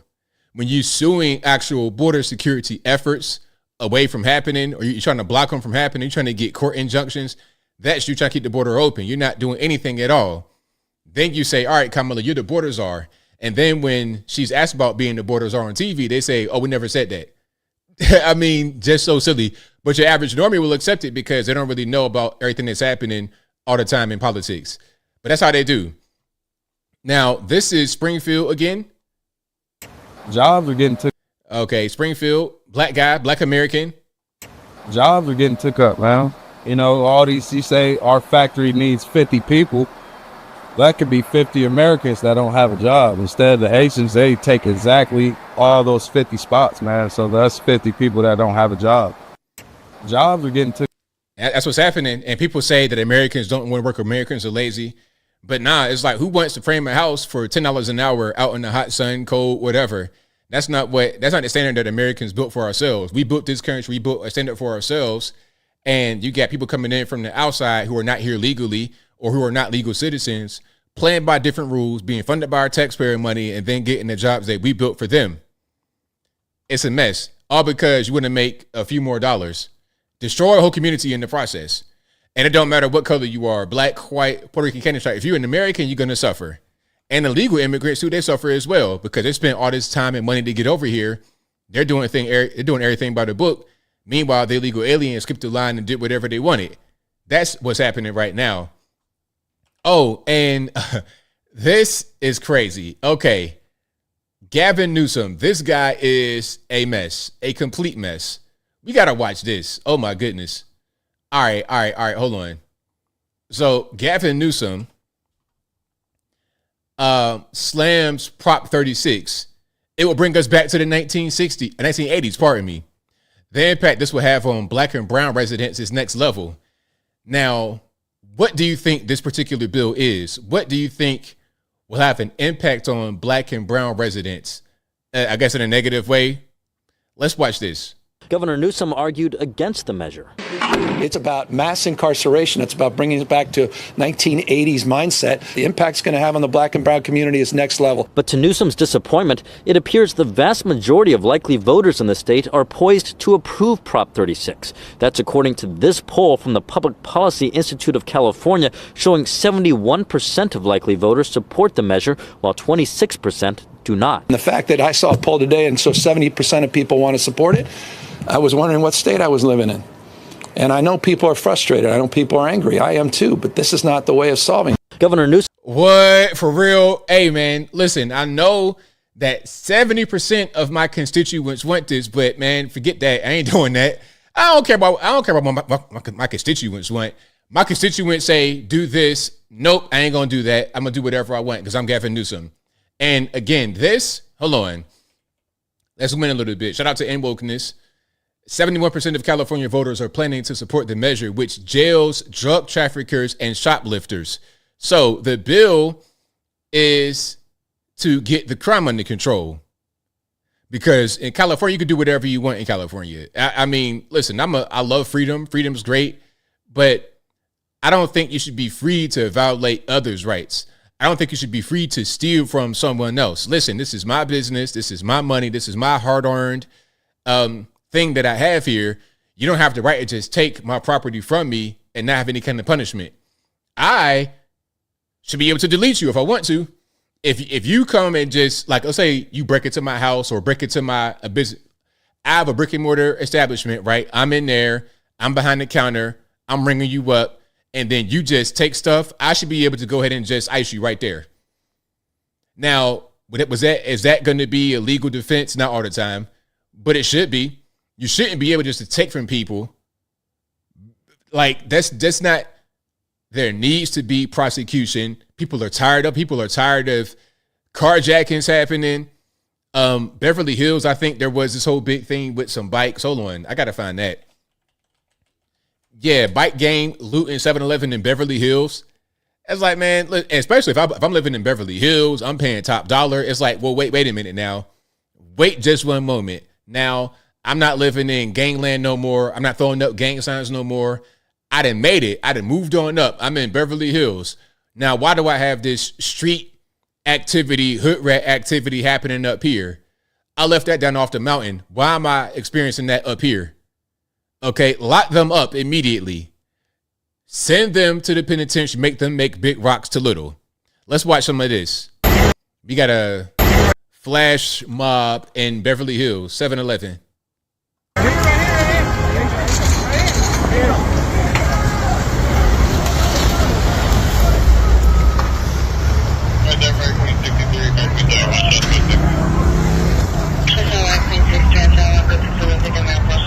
Am I hearing the police radio? Are they watching this just happen? Look, man, flash a flash grenade right in there, a little smoke grenade, something, man. You can't just no.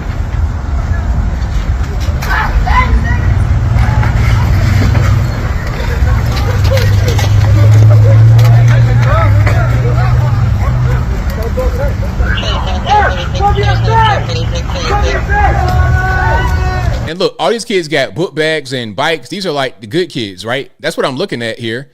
Maybe I'm wrong, but book bags and bikes in Beverly Hills, these are the kids, the people that got money. But since they probably see the flash robs and whatnot happen in Los Angeles and nobody gets locked up, then it's like, whatever, I can do that and it's fine.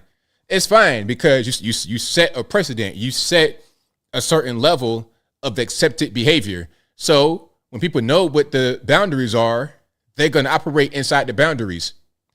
But when you have no boundaries, they do whatever they want. And that's what's happening right here. That's what's happening. And here's the damage.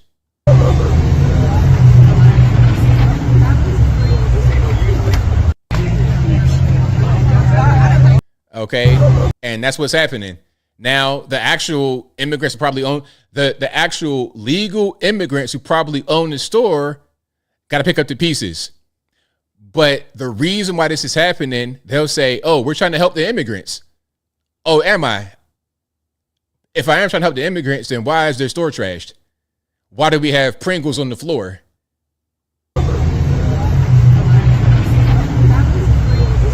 Stuff on the ground for no reason. No reason at all. That's California for you. Gavin Newsom, you have to be ashamed of yourself, sir. Really? Oh, it's going to hurt the black and brown community for real.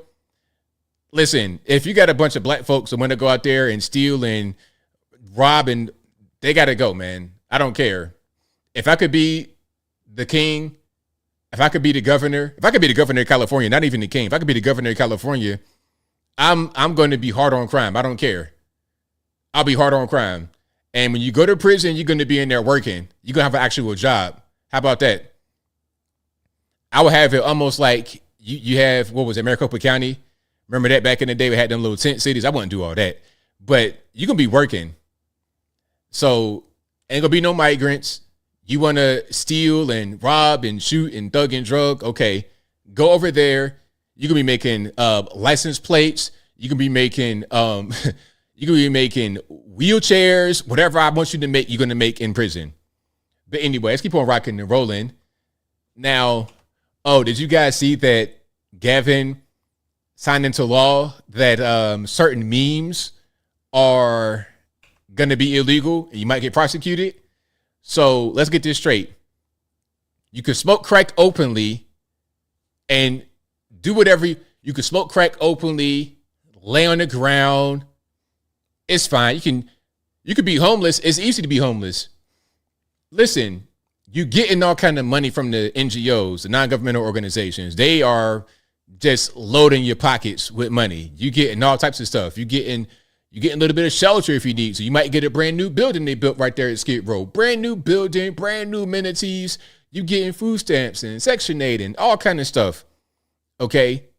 You getting all these things out there And if you worried about food, don't even worry about it. Just walk outside of your brand new building they gave you right by Skid Row with amenities, better than a lot of Americans will ever see in Los Angeles.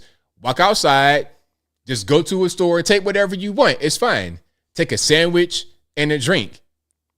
I've seen videos where it'd be the same guy going to a store every night to steal a 12-pack of beer. Every night. And you can't do anything because and I'm going to get prosecuted. Every night, 12-pack. One more time, baby. One more time.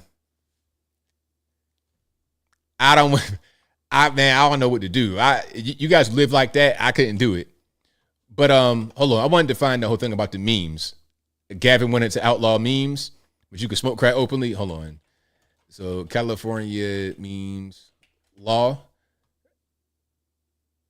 Okay, yeah, here we go.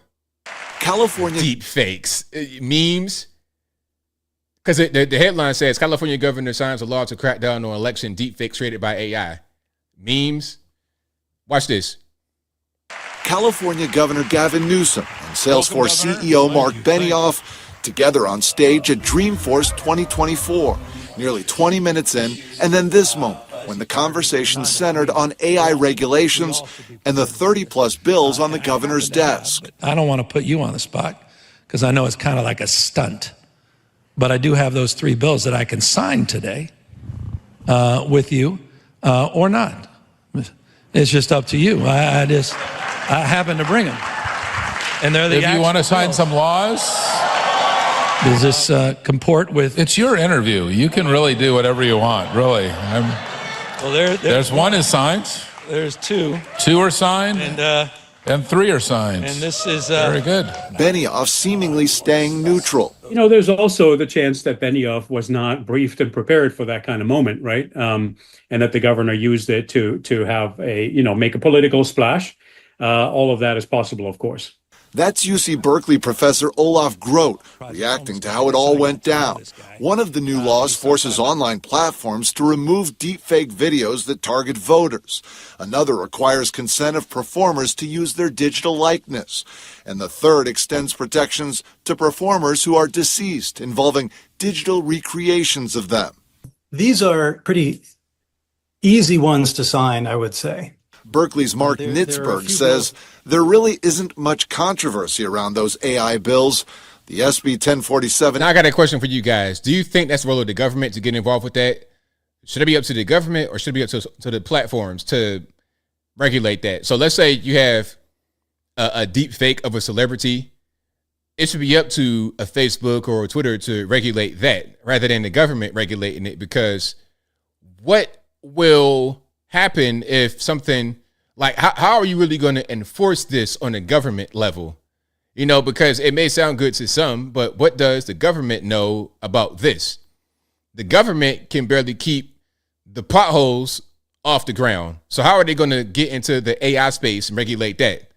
That's what I want to know.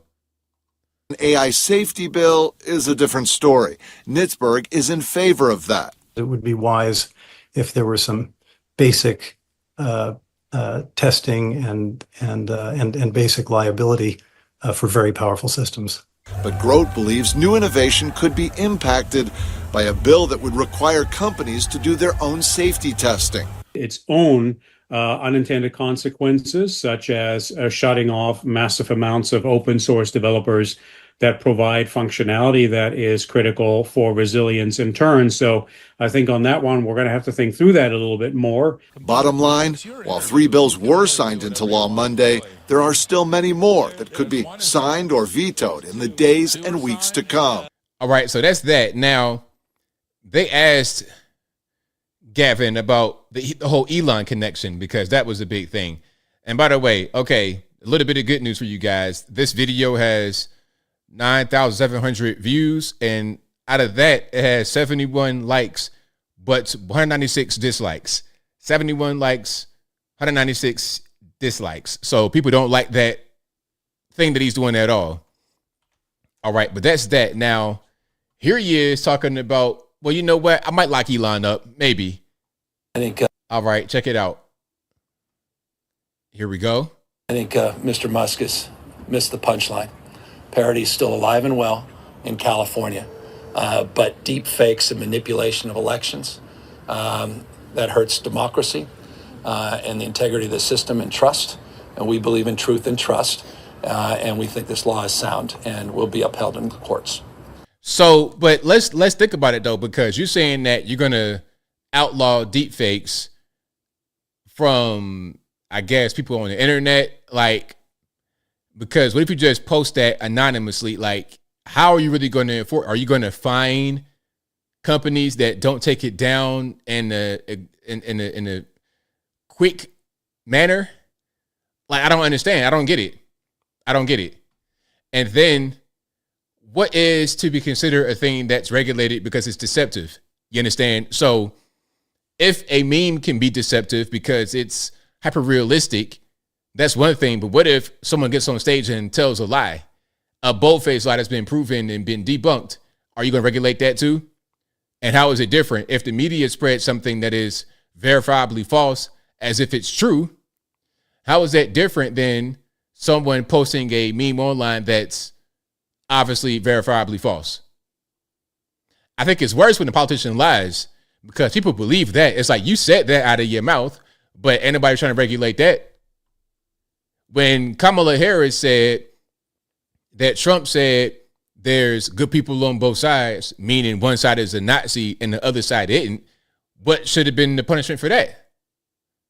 Nothing, but we're going to talk about memes. So do you intend to seek legal action, whether on Elon Musk or any of the proliferating Well, the law asserts that many can seek injunction relief, and I just signed the law. I just signed 32 other bills on housing, and I haven't had a chance to review the specific lawsuit around a conservative blogger that seems offended by our law. I think Mr. Musk is. Okay, so did one of us sue him? Who sued California over the law? A conservative blogger. So he's watching us. Hey, Gavin, if you're watching, what's going on, man? Tell your auntie what's up. Nancy, tell Nancy I said what up, man. Hopefully Paul is all right, man. Hopefully that dude didn't beat him up too bad. I'm sorry. That was too much. But yeah, tell your auntie what's up, man. Your auntie and your uncle. Hopefully they're doing good, man. But yeah, like, who's the blogger that's going to, and you know, they use that term blogger. They try to like downplay like you nothing, like you are meaningless, like you don't mean, like you have no say so in the world. It's a mess. All right, so let me see if you guys know who the so-called conservative blogger is. But if you like what you are hearing so far, please give the video a thumbs up, like the video, share the video, do all that good stuff. That'll help me out tremendously.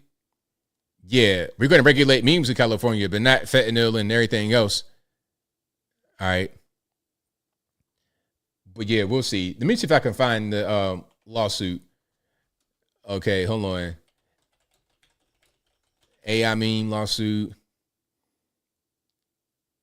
Well, I mean, all I see is him talking about trying to potentially go after Elon, but I don't see anybody else. Is it Tim Pool? Is Tim Pool trying to sue him? Let me see. Tim Pool lawsuit. Nah. He's going to try to sue over Project 2025. That's so silly. Project 2025. Like, the dumbest thing in the world. People will always say, not always, people say that Project 2025 is so scary and that's the reason why I'm not voting for Trump. And again, if you ask them, hey, what is Project 2025 really? Like, what is that? They're not going to have any idea. They're not going to know a thing. They're not going to know a thing. Oh, Michael Eric Dyson. Oh my goodness. I gotta show this, man. This guy. Listen, this is why I always say blame the white man. When I come on late, I say blame the white man. And the reason why I always say that is because blaming the white man is a joke. Okay? Blaming the white man is a joke. Now hold on. I gotta get this picture. And I'm gonna ask some questions for you guys. For you guys who are married, been married, I'm gonna ask you a question. Even if you're not married, you still can answer the question just the same. Okay. So Michael Eric Dyson, you guys know, super woke, pro-whack, race baiter. Okay. He was on CNN having an argument with having having an argument with Nancy Mace, who we know is a conservative congresswoman from South Carolina. He was having an argument with her on CNN about how to properly pronounce Kamala Harris's name. They make a big deal out of that. Kamala versus Kamala. To me, it sounds almost the same in my mind. It's not that big of a difference. I'm not calling her a whole different name.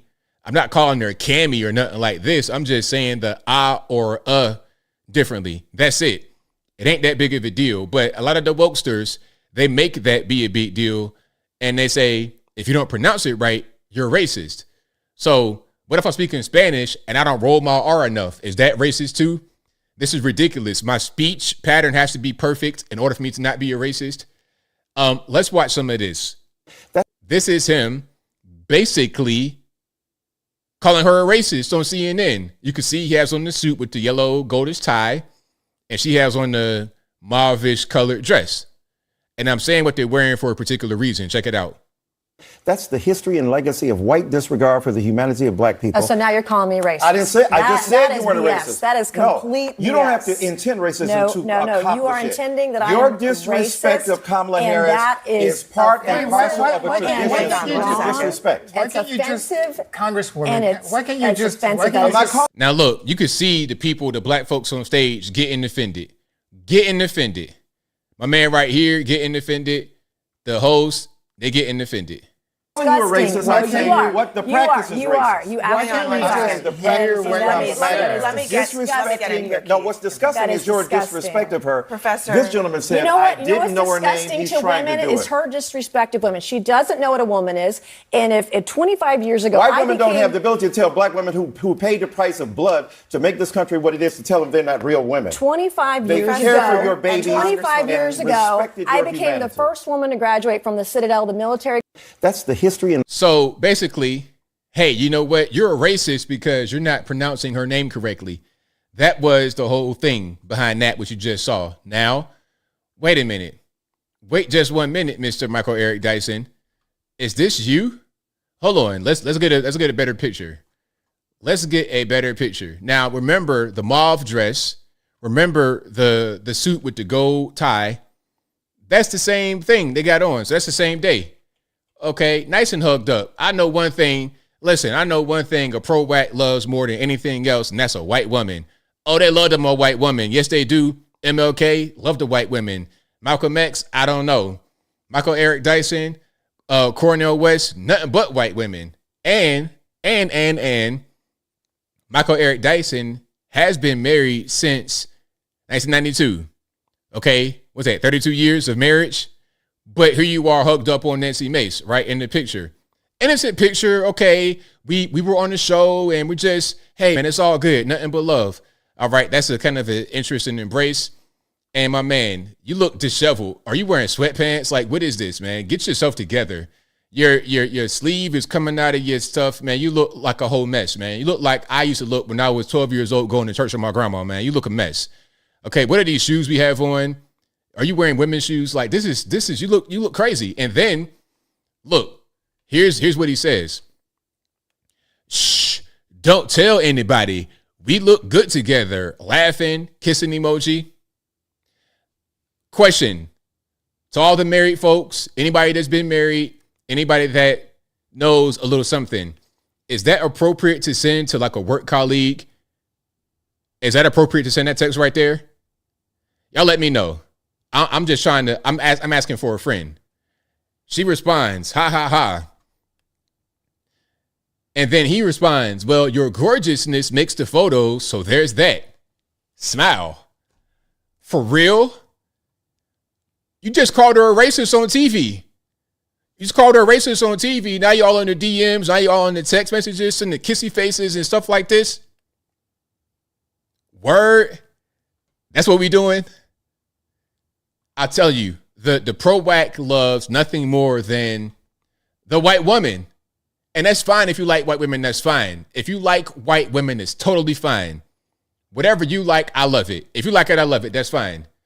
But what I don't like are the fake people that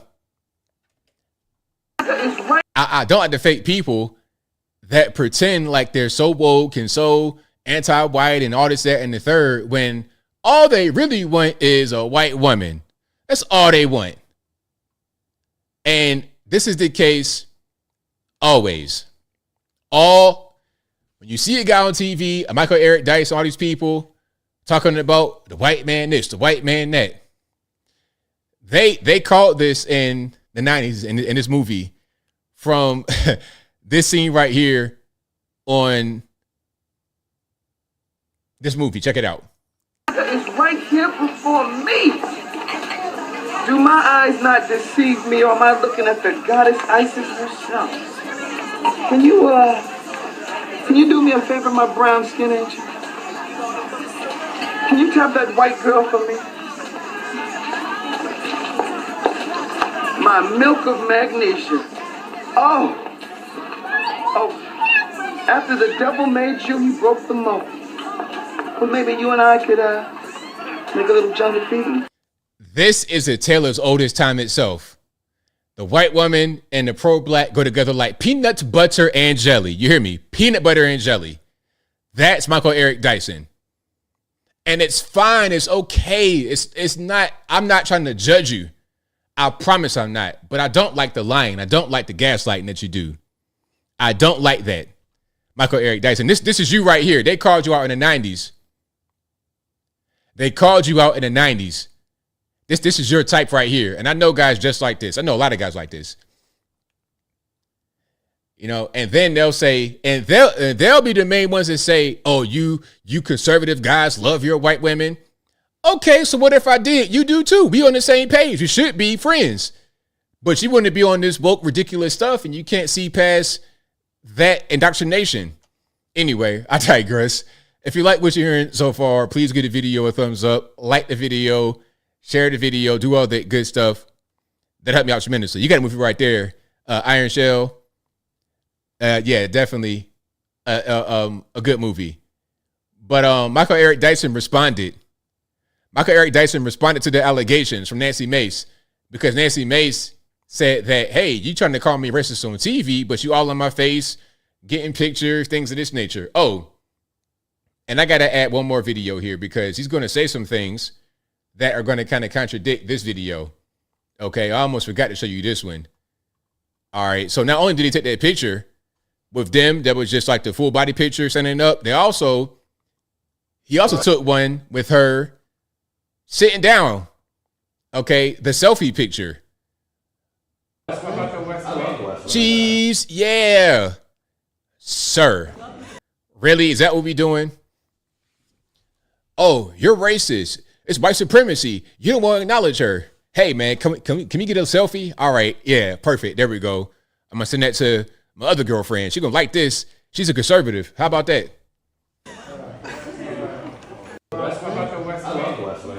This dude's a mess. So we see this. We see the evidence. Now we're going to hear his response. He has responded to the allegations because Nancy Mace called him out for being all in her text messages Thursday, trying to hit on her. And after and during that, calling her at the same time, calling her a racist. Check it out. Exploit the situation. This is the text exchange. I sent her, Abby Phillip, the host of the show, suggested we take pictures. I said, let's take a picture. She said, Abby said, when you post it, then tag me too, and then we'll have fun. Because the whole point was two bipolar opposites. Michael Eric Dyson on one side, Nancy Mace on the other. So I sent her and she said, great pick. And I said, shh, don't tell anybody. We look good together, with a laughing face and a kissy face. And my point was, shh. You gonna just bypass the kissy face part? You're just gonna like speed past that? Hey, you like we didn't see that, like we didn't hear you say that. You're just gonna speed past that part? Okay, cool. Don't tell anybody, because we are bipolar opposites. You're on one side of the spectrum and I'm on the other side of the spectrum. And she said, ha, ha, ha, ha, ha. And I said, well, your gorgeousness makes the photo, so there's that. And a little smiley face. Look, I have never in my life texted a woman like that when I was in a relationship or married. I would never do nothing like that, because you know what that is. That's you trying to be flirtatious to see if she's going to be receptive. If she responded back to those flirty messages, you're going to try to go ahead and meet up with her and go to a room. Like, I I already know what's going on, man. Look, I'll be 40 years old in a few hours here. I've been around for a long time. I've seen a lot. I got gray hair too. I have gray hair too, Mr. Michael Eric Dyson. So don't try to tell me anything. I was born at night, not last night. Again, I'm just saying. I heard that too, Robo Style. What is bipolar opposite? He'll say a lot of things that don't make any sense. He just uses words that sound flowery. He's like a rapper a little bit. He's like a rapper that went to college. That's pretty much him. He'll say things that don't make any sense at all because people like the way that he speaks. They like his style. But if you listen to what he says, it's kind of like garbage. It's word salad. That trying to be nice to her in the belief and the effort that if I'm nice to her and I prove that we don't have any bitter consequences from our fracas on television, that we can be relatively kind to each other. And I'm being nice to her. There's no hitting on you. I said, by the way, I've spoken twice at the Citadel. She said, oh, that's awesome. And sent 3 American flags. And I hit the exclamation point. She put a heart on the well, your gorgeousness makes the photo. So there's that. Then she removed the heart two days later because she knew she was up to some mayhem. The heart on the message denotes the end of the conversation. She's not trying to talk to you. She's not trying to go back and forth. She's not trying to give you any kind of response. All right. She's good on you, sir. You could try that with some of these, these interns, whatever. But Nancy Mace, she's good. She already sees what you're trying to do. She's not a moron over here. Okay. I ain't tried to hit on this woman on no day. All right. So that is Michael Eric Dyson. Listen, if I have a young lady that I'm with and you texting her that, we got a problem. Don't text her nothing like that. And she's not even going to, anybody that I do with will never even entertain it. It's not even going to be a thing. Tell me something. I was just trying to be nice. Okay. Kissy faces. That's what we do. Do you send all the girl kissy faces that all your work colleagues that you deal with? Is that what we do, Michael Eric Dyson? Come on, man. Cut it out. If you like white women, just say that, man. That's all I'm asking. Just say that. That's all you got to do. All right. Don't be a hypocrite. Don't be a liar. Don't misrepresent things. That's all that I'm saying. All right. So the Trump attendees at the rally, what do you guys think happened at this rally where a lot of the attendees said that they got injured? I think what I've seen a lot lately, they're talking about a UV light may have broken above them.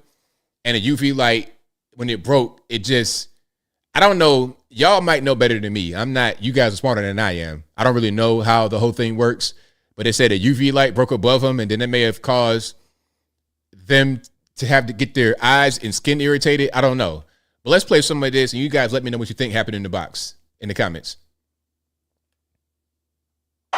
It's an alarming medical mystery for Trump rally spectators. These MAGA faithful were right behind Trump at last week's rally in Tucson, and now they say their eyes began burning right after the event was over. It hurt a lot. I couldn't open my eyes. Myra Rodriguez was in the high-profile front row of the VIP section right behind Trump. She shook Trump's hand as he arrived and after his speech danced along with him to his favorite Village People song, YMCA. She had a blast, but as she drove home, she says her eyes began to burn. And I'm like, something's wrong. My eyes hurt a lot and I just have a really bad headache. She went to the ER and shared the medical record with us. Sudden extreme eye pain while attending a political rally. A doctor wrote on her chart. Severe allergic reaction diagnosed. Did you feel anything spray your eye during the rally? Not at all. Maya says all the folks on her side of the stage, 20 in total, told her their eyes burned. I couldn't see normal. Frances Moreno and her husband, Pastor Eli Moreno, were standing right behind Myra. They also went to the ER. What do the doctors think happened to you guys? The ophthalmologist told us on the next day that it could have been either some type of lighting or chemical. You don't have any proof it was nefarious, right? You didn't see anything, you didn't smell anything, you didn't see anything get sprayed. No, but we felt the pain. We're looking into it, says a spokesman for the Trump campaign. Meanwhile, a feud is erupting between Trump and Howard Stern. Trump was once a frequent guest on Stern's radio show back before he entered politics. But how times have changed. Stern had this to say on his Sirius satellite radio show this week. I don't hate the guy. I hate the people who vote for him. I think they're stupid. Last night, Trump fired back on Greg Gutfeld's Fox News. Why they always got to attack Americans? His voters are stupid. So you're talking about millions of people. We're just dumb. We don't know anything. All right. We're just mouth breathers. Talk show. I was on Howard Stern's show as much as anybody, and he was great at that time. And then he went woke. Yeah. And since he's gone woke, his ratings have gone down the tubes. So yeah, shout out to everybody at the rally. Hopefully they've been able to figure out what happened. All right, so J.R. Williams says, not UV, the dust from the light fixture busting has chemical irritants. Oh, okay. So that is what happened. There's a light fixture, or it could be what happened. It could be a light fixture above them that breaks, and then when the dust falls from the broken fixture, that is going to irritate them because it has chemicals in the dust. Is that what I'm reading? I mean, that makes sense. That makes sense. But of course, people are going to be on high alert because of the attempts on Trump's life. Didn't they say there's like 5 teams out there trying to delete Trump? How do they know there's 5 teams out there trying to delete Trump, but they can't get the teams and delete them first or capture them first? Like, shouldn't, if you think there's 5 teams out there, you can't get them locked up on the conspiracy charge? I don't know how that really works, man. They say things that a lot of times don't make any sense. But anyway, shout out to you guys for being here. I got super chats on deck. Then I'm going to get to the calls. The number to call is 434-658-1220. Again, 434-658-1220. I got super chats on deck. First, I'm going to read those right quick, and then we're going to keep on going. Shout out to Anthony Archuleta for becoming an ABL supporter. That gets to Caius Proximus, who says, the people getting sick likely point toward a biochemical agent of some type.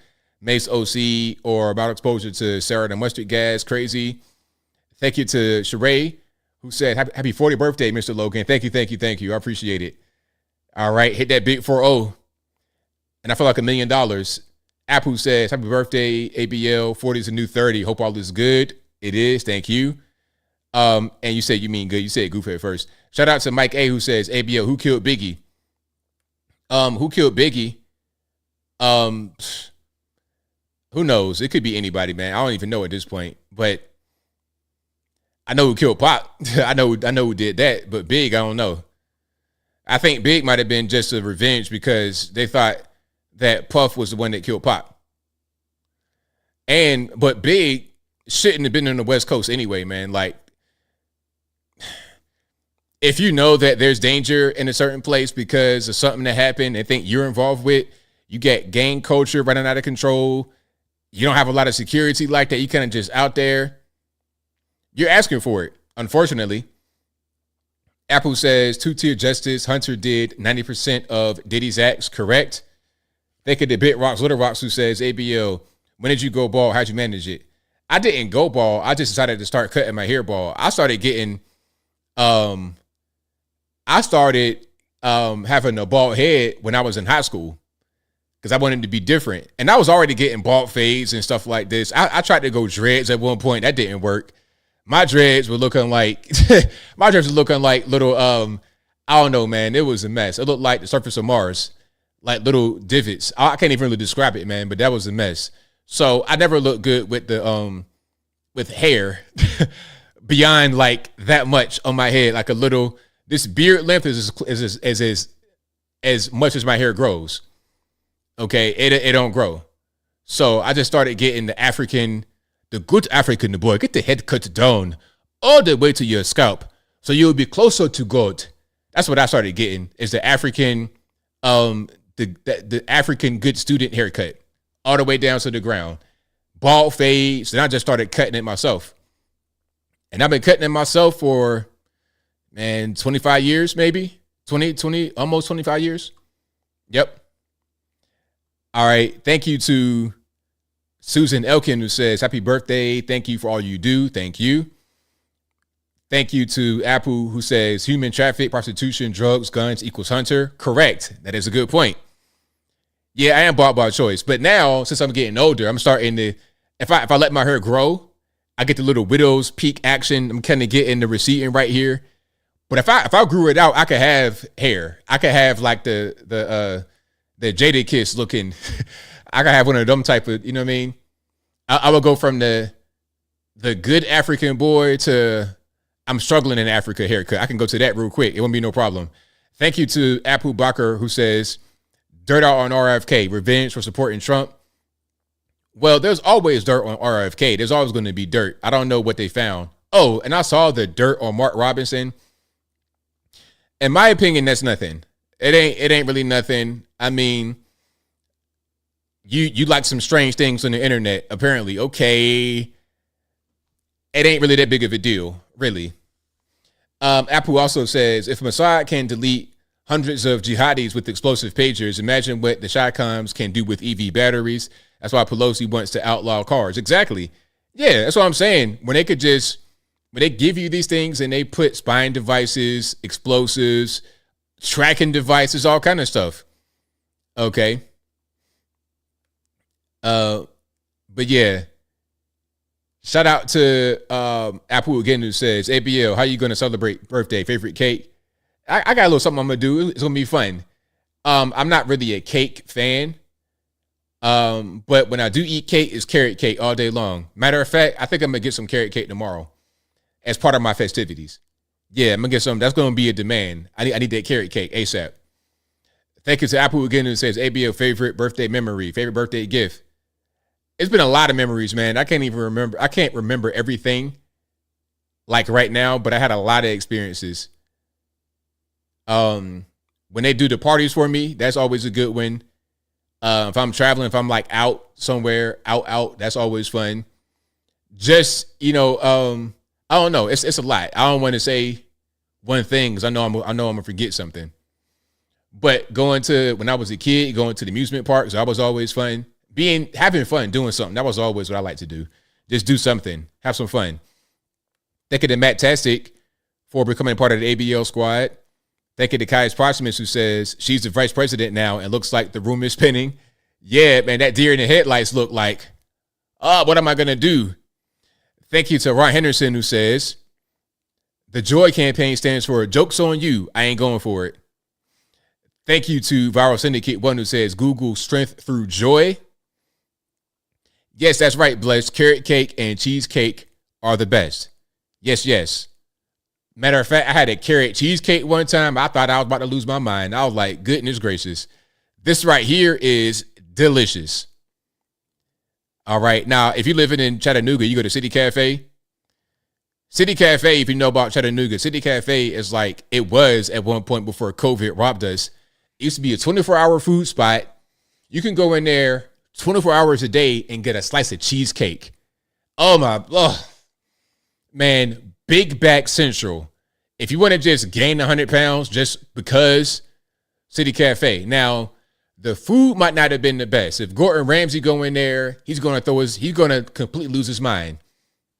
The one I would go to is like in the really sketchy area. Okay, you pull up, it's like in a hotel, and it might look like there's a few meth smokers sprinkled around.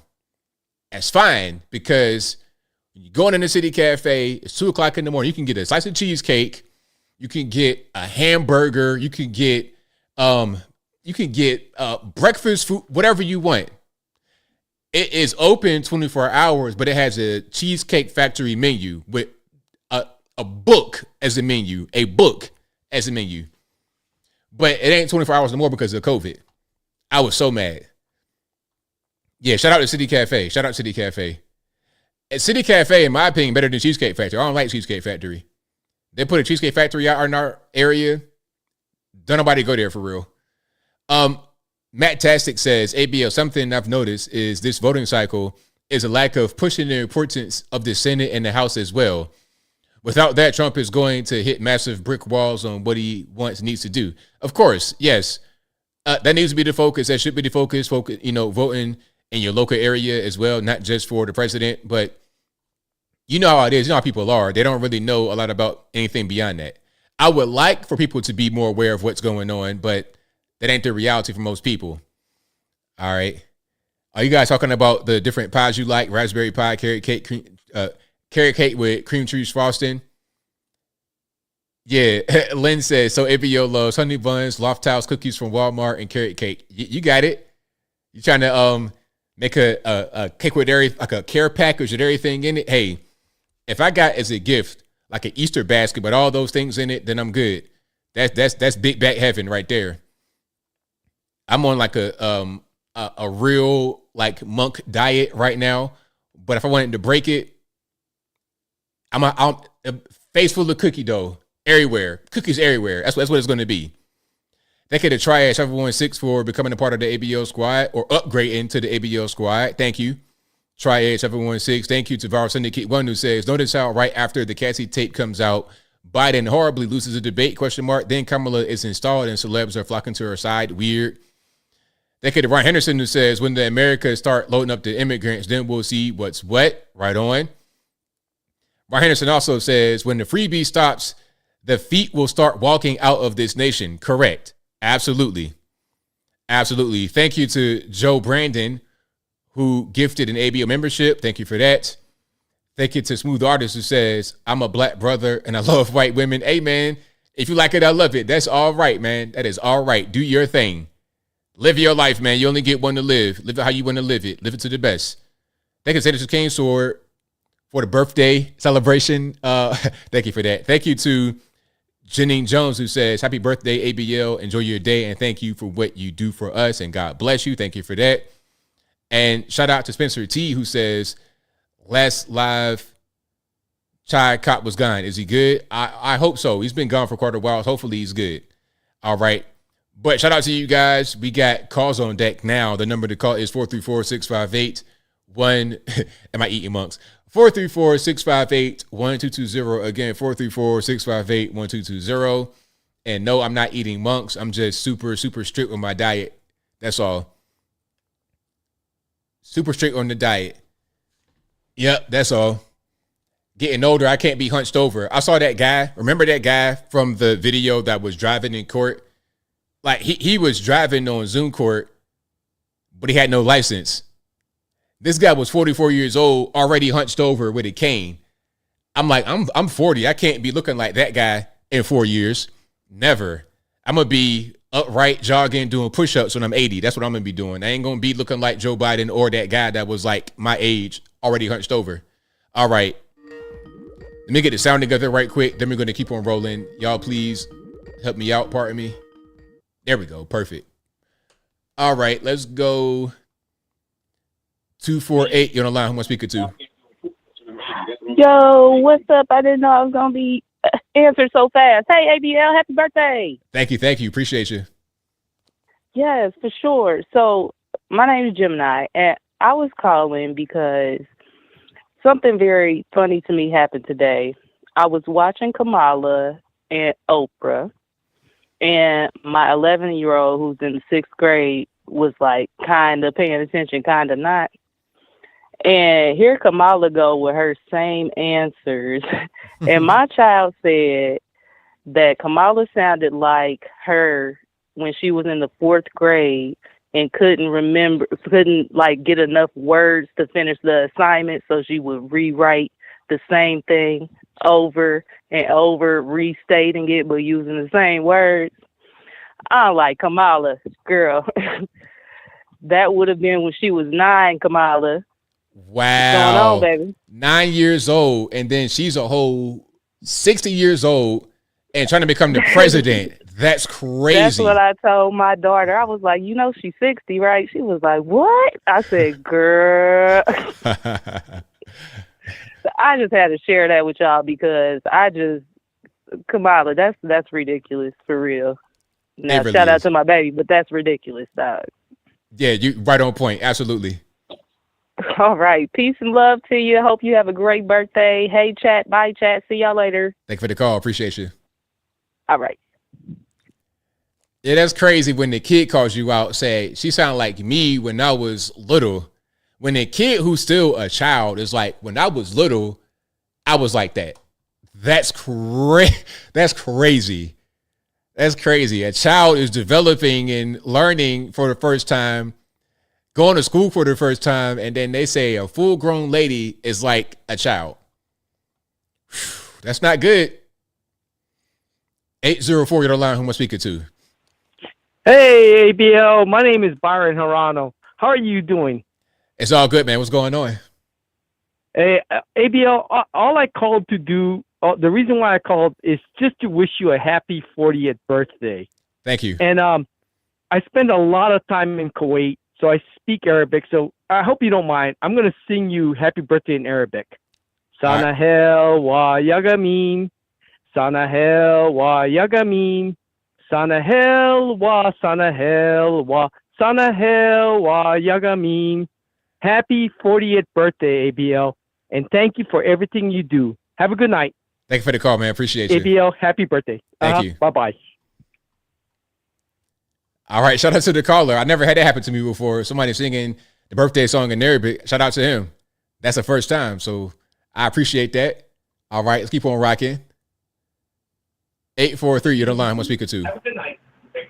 ABL, it's Rocco calling from South Carolina, Myrtle Beach.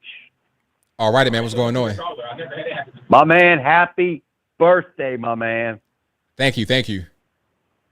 And you ain't gray yet, man. You still got that salt and pepper. You know that's how with the ladies. Like, that's how with the ladies. All these ladies in there be go, oh, yeah, oh, yeah. Man, where do I start, man? Look, all I want to say is I love everybody in the chat. I love you, man. Keep up the good work. I got to start with this dude Dyson, though, bro. This dude Dyson, I don't know about you, man, but I could picture this dude at a P. Diddy freak-off party, man. I'm just saying. I'm not trying to be negative. I'm not trying to, like, throw something out there, but this dude is, like, so off the rails with his comments, and he flips like everybody else, and they lie, you know, and it's just so sad, man. It's so pathetic, you know, that they all go on emotion. And everybody in this chat, and you know as well as I do, emotions, that doesn't get the job done anymore. Sorry. Nobody cares about your emotions, man. You know what I'm saying? The other thing I want to say, man, is like all this stuff going down, this is positive for everything that Trump's been doing, man. This is positive. This P. Diddy thing, this is going to explode, man. People got to realize, man, this child trafficking has been going on for a long, very long time. And this is very, very positive. You know, everybody just looking at P. Diddy and all his thing. Look, this has been going on for decades. And I just want to shout out to Jaguar. Jaguar, everybody thought she was crazy. Look, she is like, everything she said is to the point. And this is positive. Everybody needs to pay attention to what's going on here. It ain't about the music industry. It's not about these people being heroes. It's not about, look, it's about the pedophilia. And this is the main reason why Trump ran. This dude is legit. He's going to shut Hollywood down. He's going to shut this stuff down. He's going to get this country back on track. I mean, come on, man. You know, they try to overshadow everything. And it just needs to stop, man. And this is it. This is the awakening. Everybody's been following along what's going on, man. Everything's positive. Look, I love you, AB. Happy 40th, man. Dude, I wish I was there in Tennessee with you, man. I'd take you out for a steak dinner, and we toast a drink to Trump 2024. I love everybody in the chat. Peace. Peace. All right, great call. Shout out to the caller. Let's keep on rocking and rolling, and the phone lines are jam-packed, so please bear with me. Let's go to 832. You're the line. Who am I speaking to? What's going on, John Norfolk? All righty, what's happening? What's going on with you? You the man. All I want to do is let you know, dog, you're doing some good shit, man. You know, I forgot y'all like, you know, curse words, even though we was going into words and curses. So it's like we just been twisted up in a lot of different horse manure. So all I was saying is, man, we would have to be retarded to want to have Kamala Harris as president in another 4 years of where we at right now.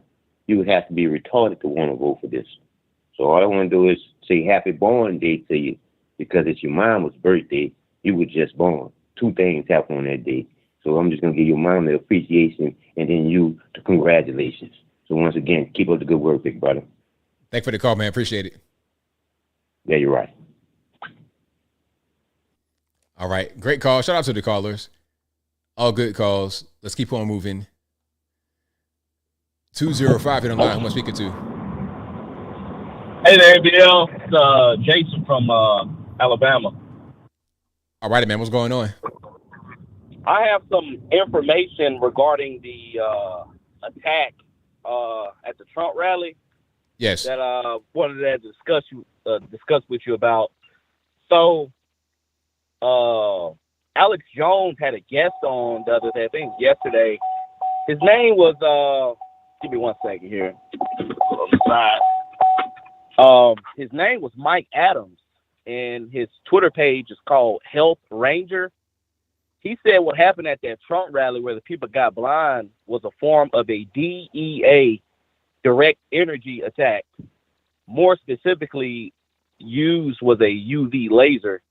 Now, he had showed the camera an example of one of these devices, and he pulled up a IR illuminator, and he said that you can purchase some of these IR illuminators that can transmit UV wavelengths. So, and he said the UV wavelengths cannot be detected by a human eye, nor can you see it with a camera or infrared. Now, he said what more than likely happened was somewhere in that crowd had one of these IR illuminators that can transmit UV wavelengths. And he said, especially when you're indoors somewhere, your eyes are kind of dilated to a point where if it's not much light, your retinal is opened up more to where it can, if you were shining one of these IR illuminators, these UV lasers at someone's eye, you can almost permanently blind them. And someone had asked, well, why did it hit the people behind Trump and not Trump himself? And he explained that Trump was up under a light. So Trump's eye retinal would have more than likely been a little bit more closed off, because your eyes, whenever you're in high lighting areas, it'll close off, and then when you're low lighting areas, it'll open up to kind of bring in as much light as possible. And he said, for one, Trump is constantly moving around when he's speaking, but the people sitting behind him, they're standing, obviously standing still. There, I think he said that they was kind of under an area where it wasn't much lighting, so they end up getting more damage to their eyes and skin than anything else. But he showed a video of how these things work, and you can use these things to like print labels on products and stuff. Some of them are high tech ones, but yeah, he said what was happening was more than likely a DEA, a direct energy attack, and he don't think it was no one regarding the CIA or anyone like that, but more than likely, he said this could have been just somebody just want to cause some damage to Trump or something, or because, think about it, if what happened with Trump would have happened to those people where they got to get sent to the emergency room, that would have kind of threw Trump back from his, his rallies and stuff like that. So, yeah, I just want to say that, just have everybody look up Mike Adams from Health Ranger. Alex Jones did a full video about him, and he was also speaking about how some of these people may be willing to use surface-to-air missiles to try to take out Trump's plane next. Some of the ones that you can have on your shoulders, that you can fire from your shoulders there. But, yeah, he spoke about all that, about the Arizona rally, the attack there, and what they may be planning to do next with his plane and stuff. So, but, yeah, I'll just leave you with that, ABL. Thank you for the call, man. Definitely appreciate you. Thank you, sir. So shout out to him. That could be another reason. But we heard the other reason earlier, the light and then the chemical from the dust. I mean, hey, I don't think it was a weapon, but that's a school of thought that's out there. Let's go to 951. You're the line. What's speaker to? How you doing, Unc? Hey, this is Paul from California. I got my kids, and they want to say something to you. Happy birthday to you. Happy birthday to you. Happy birthday to you. ABL, happy birthday to you. All right. Thank you for the call, man. Thank you, man. Thank you. All right. Hey, have a good one, man. Thank you, man. Appreciate y'all. All right. Bye. All right. Shout out to the kids. Hey, man. Y'all gonna try to get my heartstrings and stuff like this. I ain't gonna start crying on camera. We ain't doing that, man. But shout out to the youngins. I appreciate the youngins for watching. Shout out to you, Dad, for having your kids watch the right things. Okay, you got the right ideas. So shout out to you, Dad, and shout out to the kids. Okay. Yeah, good people all the way around. I like y'all. Let's keep on rocking and rolling. Let's go to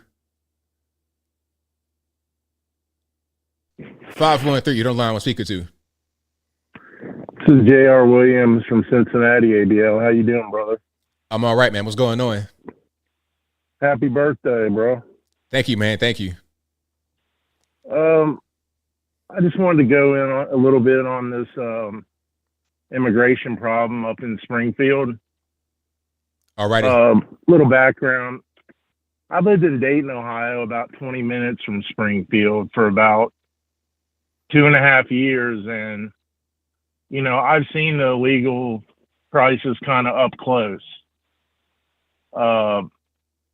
You try to kind of, you know, be friendly to them, and they're just real, like, keep to themselves, and I don't know, just throw trash everywhere, and it's just like, yeah. But how's a language barrier? I don't know. It's like you come out your front door and you see them getting in and out of their car and wave to them, and it's just like I mean, the whole time I lived there, I never really spoke to them. Oh, okay. One of those. They kind of just, like you said, they stay to themselves. They don't even talk at all. Yeah. So I had a fence right out at the end of my yard, right next to the sidewalk. And they would just get out of their car when they were getting in or out and just knock trash and pop bottles. I had to hang like a shopping bag, like on the fence post, because every morning I woke up, there'd be like trash just littered everywhere. That's crazy. But back to Springfield. So some people from Springfield back before this thing got really bad, and it was already a struggling town. And I just, you know, then put all the Haitians on top of that, and it's like a pressure cooker, you know?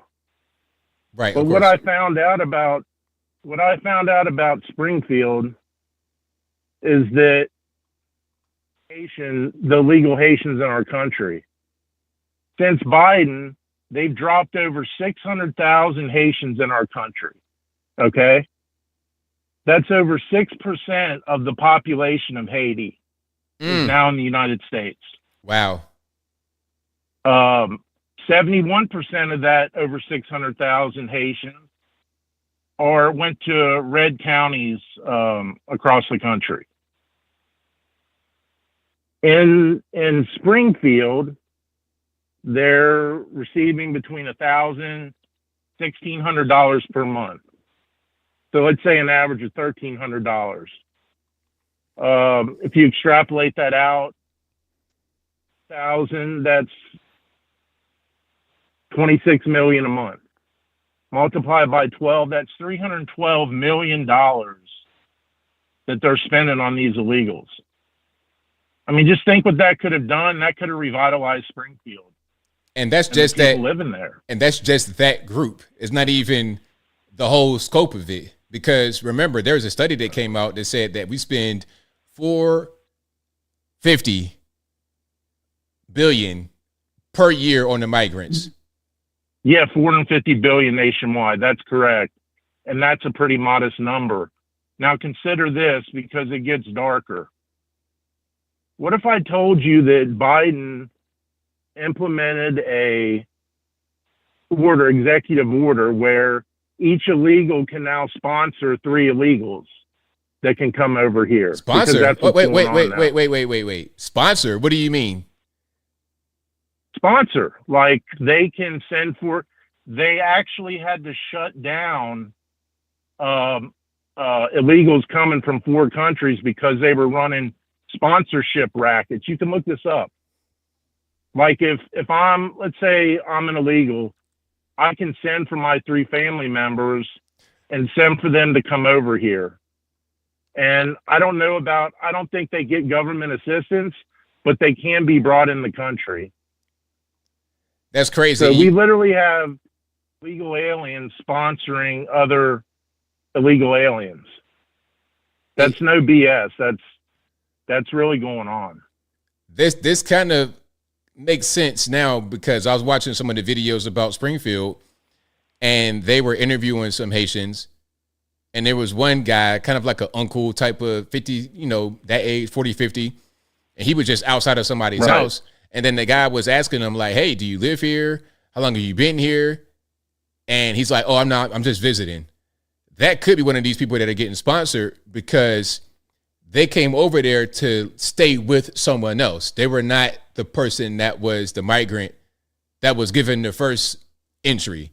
That's a new person that was brought in by the migrants that are already there. So that's a problem.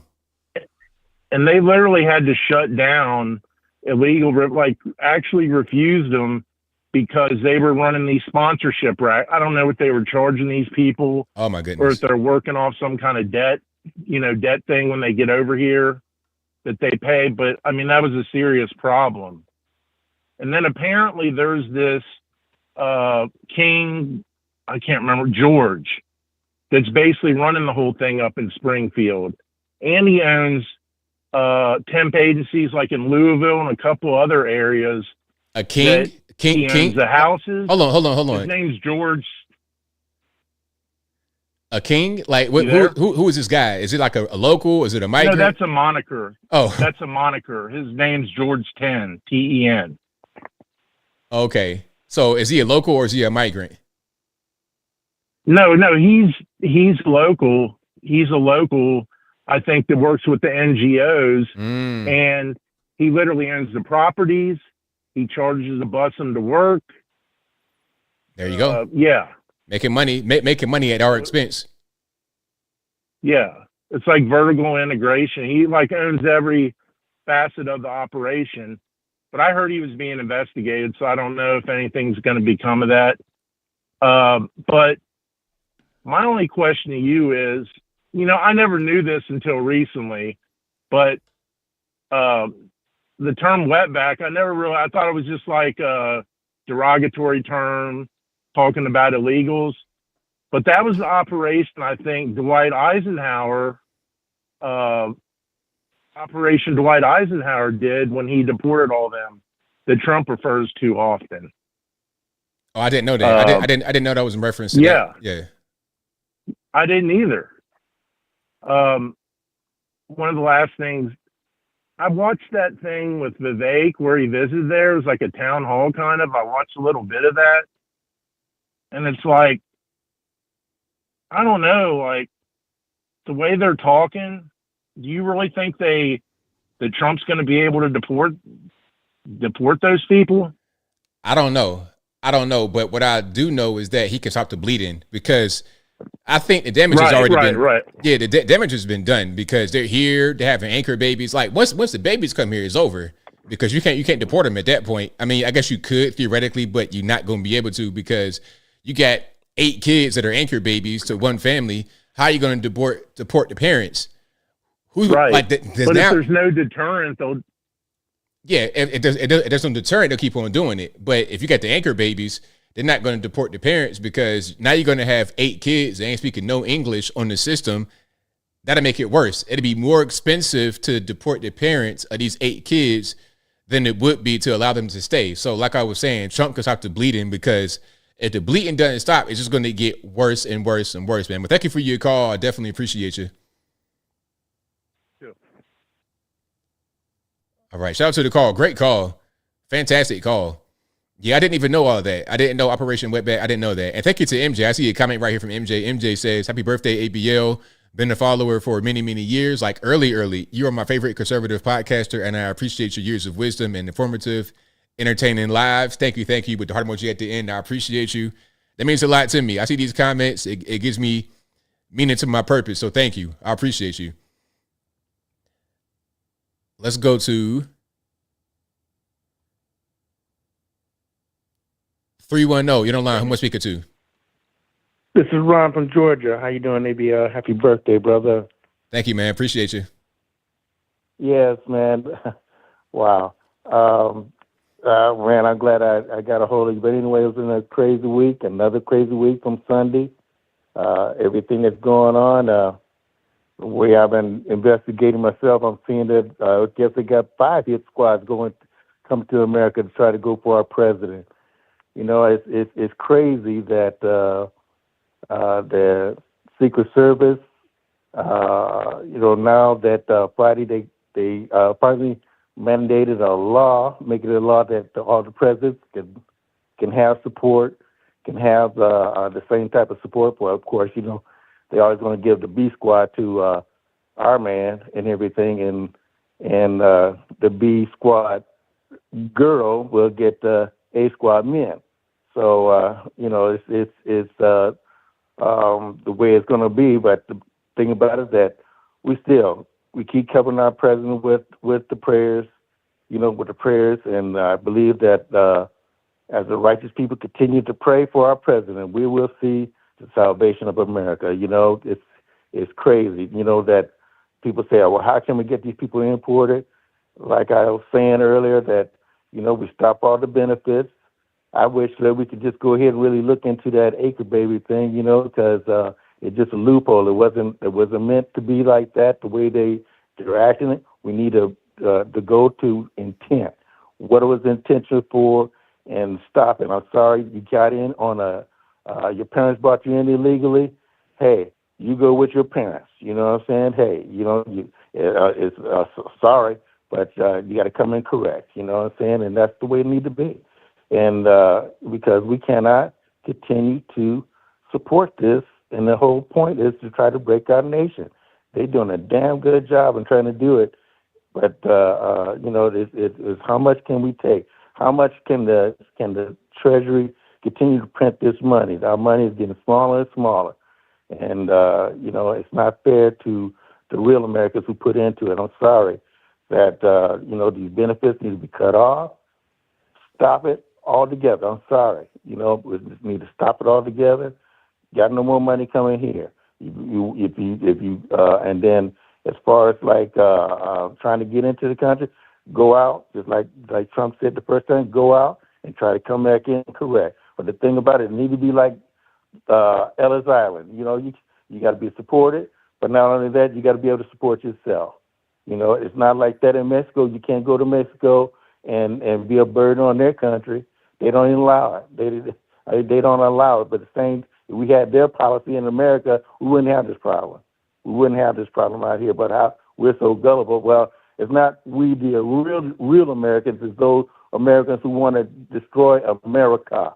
You know, but the thing about it is that, you know what, we're not going to stand by and let them destroy it. People starting to see the, you know, what Comrade Kamala is up to, you know, and I'm sorry she can't even tell you what her policy is because she don't have a policy, because it's all the people that was around Biden's table with Jill Biden up there trying to run things, speak for her husband, you know, that, you know, that these are the puppet masters. These are the ones that they're running the government right now, you know, with their trashy thoughts. But you know what? We just keep on moving forward. You people, the ABL squads, all you beloveds out there, you pray for our ABL, you pray for our president, you pray for our nation. And we need to be specific in our prayers, because we need to come against all this voodoo worshiping and everything else that they're doing right now to try to bring down our country. We're going to stand up, you know, on our knees and put this stuff to rest. You know, God will get it done. And we're going to stand behind that, but we just be vigilant. Do not worry. He got that, and we're right there behind it. But ABL, happy birthday to you, brother. 40 years. Hey, I remember when. 30 years ago. I remember when. You know, but God is good, and He knows it's so good to have you on our side. Continue to give the good work, my friend. Continue to do that good work. You're worthy, man. You're a good brother, and I'm so proud of you. God bless you, okay? Thank you for the call, man. Appreciate you. All right, then. All right. Shout out to you guys. You guys are the best. I'm telling you. I say, you guys are the best audience anywhere on these interwebs. I'm really, really serious when I say that. So shout out to y'all. Best callers ever. All right. Let's keep on rocking here. Let's go to 541. You're on the line. Who am I speaking to? Hey, ABL. Happy birthday, brother. Thank you. Thank you. Yeah, just wanted to call. This is your buddy from Bend over all the way across the country there. I call in every now and again. So, yeah, I saw it was your birthday. And you always got some good topics, man. You had me thinking on the electric battery stuff as far as like what was happening in the Middle East here in the last week, the batteries in the car. So I'm glad I don't have anything new with batteries in it. So as far as the car is concerned, I'm not into the electric stuff, man. Same here. Doesn't sound like you are either. Not at all. I got 2 8-cylinders. I don't want anything else. I just want real power. The electric stuff, it's no freedom. So I'm not interested. No replacement for displacement, ABL. There you go. Right on. But yeah, I was thinking too, man, you look at all this money that we send to other countries and all the money that we spend on the migrant issues and all the government just flat out waste, man. Could you imagine how much better this country would be if we could just, man, I'm not opposed to helping other countries, man, because we got it good, but we got to fix ourselves first, man. Exactly. It's like what they tell you when you're on the plane. You got to fix your own air mask first before you can help somebody else fix theirs. Yeah, exactly. Yeah, good. That's a brilliant way to look at it, man. Because they're like, you take care of yourself first before.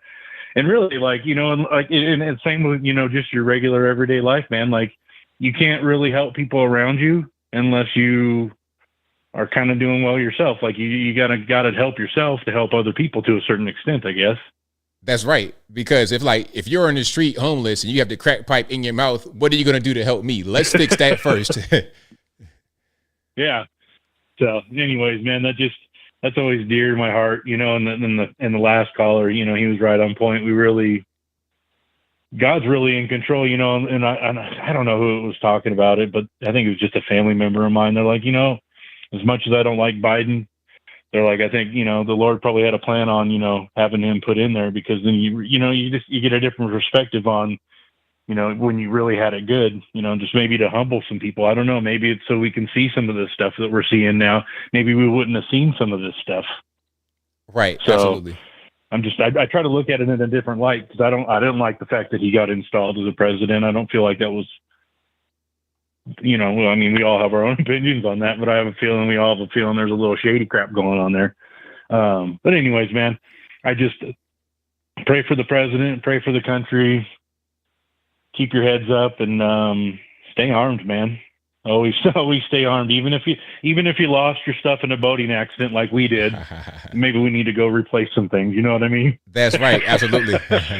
2A all day, brother. So, absolutely. Anyways, man, happy birthday, and yeah, man, just keep up the good content, and yeah, I'll give you a shout one of these days again soon. Thank you for the call, man. Definitely appreciate it. All right, buddy. Have a good night. All right, great call. All good calls tonight. Shout out to y'all. Let's keep it rocking and rolling. Let's go to 631. You're on the line. Who am I speaking to?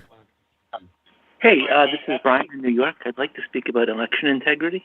Go for it. Okay. With regard to the election, I think that Trump is going to win in the swing states, or at least most of them. But the problem, I think, is going to be the counting of the votes at night. I think that when the polls close, Democrats do what Democrats do, and they're going to start to break out a lot of mail-in ballots and provisional ballots and things of that nature. And I'd like to get your thoughts on whether or not it's going to come down to the counting after the fact. Well, I mean, the main thing, like I always tell everybody, it's up to your individual state how well that process is handled. Like where I live in Tennessee, we have voter ID, paper ballots. Like it's a pretty secure system. And in Georgia, where they have some issues in Fulton County, they've since that election increased their security, increased their standards, and passed new laws. Because what was happening is that some places were trying to abuse existing laws in the books to have the election go in their favor. And since those areas have been identified and they've been fixed in many states, now you're not going to have that be a problem anymore. The only issue would be certain states that have not been able to update their laws since the previous election, which I don't think the majority of conservative places got to worry about that, or even a lot of the swing states have been able to fix it. That'd be the main thing. Some of the swing states may be a little different, but down here where I am, it's a secure election. And what we need to have faith in is that these states are going to tighten their laws up. Some places, it might not be that way. California, but California going to be California anyway. They may as well just be their own republic and just leave us alone. But a lot of the other states that matter that could go one way or the other, I believe that they have changed their laws and they recognize things that could interfere with their election. Well, one other thing, you have a very astute audience that follows the election and listens to you.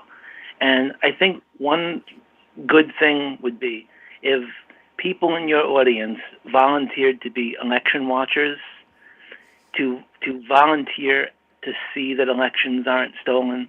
For example, you get to the high school gym and you want to make sure that, for example, in a Republican area, that they don't put some sort of magic marker that spoils the ballot, or if they see something funny, that they can take a picture with their telephone, or they can be ready to supply information or a video or a photo of something funny happening. Because in 2020, we were not prepared for what happened. And these swing districts can be swung by just a very small number of spoiled ballots or shenanigans.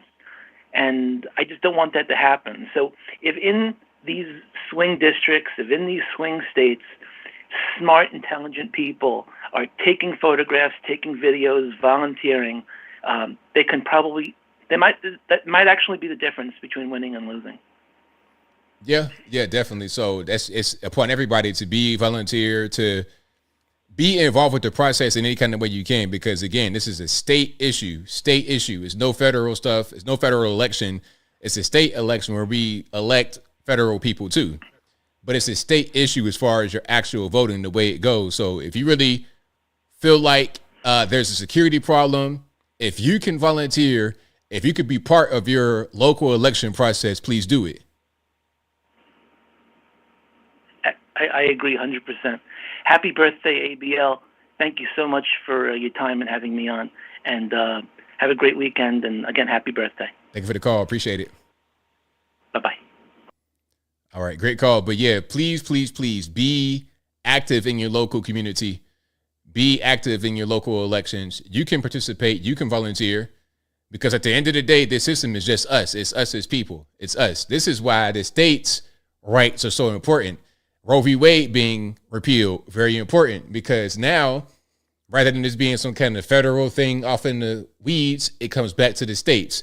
We can participate. We can vote. We can direct more of our future. We have more control over things that happen to us. Now, there's some things we don't have control over. The Fed and, Jerome Powell, all these people, that's a different story. And I digress. Let's keep on rocking and rolling. The phone lines are blowing up. Y'all please hang tight.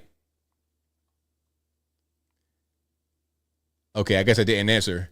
It's like a little delay when I pick up the phone sometimes. It's weird. Okay, now it's freezing. Skype gonna be Skype. Okie dokie. Let's try that again. Yeah, it's frozen. Or is it? Let's try this. 919, you're on the line. Who am I speaking to? Hey, ABL, this is Lynn from North Carolina. All righty, what's going on? Just want to tell you, first of all, happy birthday. Welcome to the 40s. Thank you. And secondly, I wanted to get your opinion about something. I was thinking about the polls. I think it's concerning for me that, if you can believe the polls, that Kamala Harris is so close to Trump and she underperforms. So do you have any thoughts about that? Because I'm thinking she shouldn't be so close. It shouldn't be a tight race. I don't believe in the polls. Do you think that's the case? I don't believe in the polls. The polls, I mean, we've seen the polls say all types of things. We get, like, I don't really believe anything that I see from these people right now because I already know what's going on. They're desperate to try and get Trump out of the way. They gaslight you. Okay, you can watch a debate and you can watch her give pre-prepared answers like it's a choreographed dance. You know that the moderators are against her. It's 3 versus 1. They're fighting Trump. They're not supporting him against Kamala the way that they're supporting Kamala against him. You know what's going on, but the media will tell you that she won. It's like, did you watch the same debate? Right. So if they're going to tell you that, then why wouldn't they put out misleading information when it comes to these polls? I don't really trust the polls. Not right now. Yeah, I agree because I think when Hillary ran against Trump, I think they had her ahead the whole night, election night, almost up until they gave us the results. So, but yeah, I was just thinking about that. I didn't know if I could really believe the polls or not, because I'm thinking there's no way that she can be so close and it could be such a tight race against Trump when she just underperforms all the time. So anyway, I just wanted to call in and get your opinion about that. And again, happy birthday. I hope you have a great weekend, a great day. Get your honey buns, your carrot cake, and all that stuff that you love. Right on, right on. Thank you for your call. Definitely appreciate you. All right. Thank you. Bye-bye. All right. Shout out to the caller. Yeah, I will definitely get I'll get a whole carrot cake, just big back mode. I'm like really shortening my diet. My diet is crazy. So yeah, carrot cake is gonna be big back mode over the weekend. All right, let's keep on rocking and rolling here. All right. The phone lines are so jam-packed, that's what's causing Skype to freeze a little bit. Okay, let's try this. 904 line, who am I speaking to? Hey, BL, how you doing? This is Nikki from Florida. All right, man. Well, how about yourself? Yeah, man. Happy birthday as well, as all the other callers are saying. I'm happy for you, man. Welcome to 40. Thank you, man. I had a question about it's a question that was asked during the debate. They asked Trump, how do you plan on sending all these illegals back to their country? What is your deportation plan, basically, is what they asked. And he didn't really answer it. Like, I was really hoping that he would give a more solid answer, but I think Kamala got under his skin and he sort of backfired on her about the previous administration ruining everything. So I just wanted to ask you, what do you think his plan will be for deportation of all the illegal immigrants? Because that's an important issue for me personally. Well, I don't really know. I think what he could do is, first of all, like I was saying earlier, you got to stop the bleeding. That's the number one thing, because it's one thing to try to round up people. That's going to be very difficult. But what you should focus on is stopping the bleeding. Also, cut the services. I don't know if they're getting federal money. Well, actually, I know they are getting federal money. So if the migrants are getting federal money, that's part of the magnet keeping them here. Let's cut the federal funding. That would be a lot of self-deportation. You wouldn't need to round anybody up because they would just leave because they can't get this money anymore. Also, if anybody gets pulled, if anybody gets pulled for anything, traffic stop, you got to go. Okay, you don't have any kids, no anchor babies, you got to go. So just be kind of vigilant on what they're doing, if they're committing crimes, if they're getting into accidents, things like this. Cut the money off that they're getting from the federal government. And also maybe even look into punishing some of these companies to take advantage of this migrant labor. See, it's one thing to have the fruit picker people. They've been here for a long time. That ain't what I'm talking about. I'm talking about corporations that get involved with schemes to go to countries like Haiti. Like they might go to a place called Pétionville in Haiti and recruit migrants right there. That should be illegal. That whole process of trying to import illegal people to work at a corporation in America, that shouldn't be legal. So tighten down on some of these companies that do that kind of thing.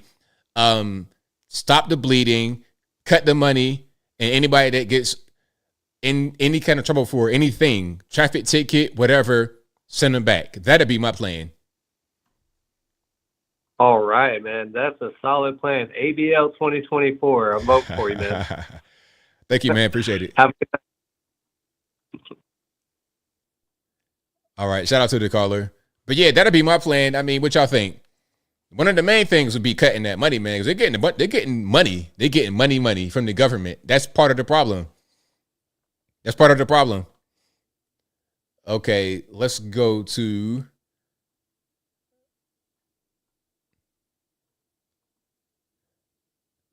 $949. You're on the line. Who am I speaking to? Oh my goodness, I got through. Yahoo! What kind of price do I get? Happy birthday, ABL. You're actually 40. Younger than me. Aren't I jealous? Well, thank you. Oh, God, I try to remember where I was when I turned 40. Oh, I know where I was. I was on San Clemente Pier in Southern California having clam chowder and a couple cocktails. It was nice. Sounds amazing. Got to see the sunset and everything. It was great. Oh, I wanted to give you a tip since you love carrot cake. I kid you not. Do you guys have Trader Joe's over there? We do. Okay, they have carrot cake cupcakes with the bomb vanilla bean frosting. So if you want not to have to get a cake, but you just want 4 cupcakes, that's the way to go. Okay. Since you're so into your diet and everything, You know what? I'm going to go there and get that because that sounds perfect.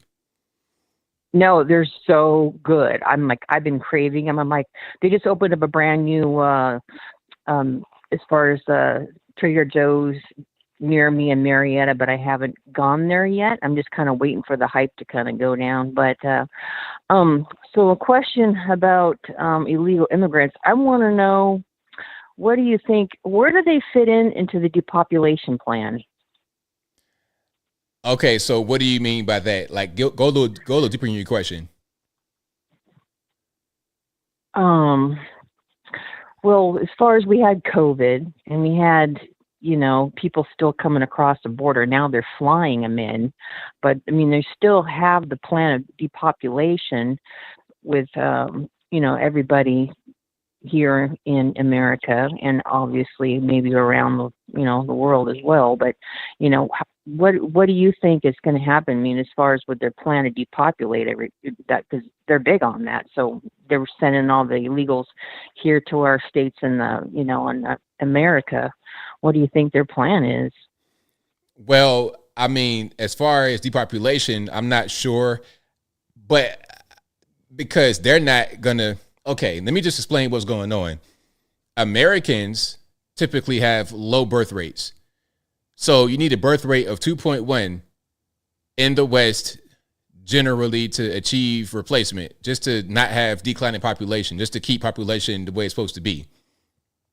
2.1, but in white Americans, it's like 1.4, 1.5. Black Americans, surprisingly, it's like 1.8, 1.9. It's below replacement. Now, white populations, they kind of bring in migrants that are from Europe, or they may consider some of the mestizo Hispanics white as well.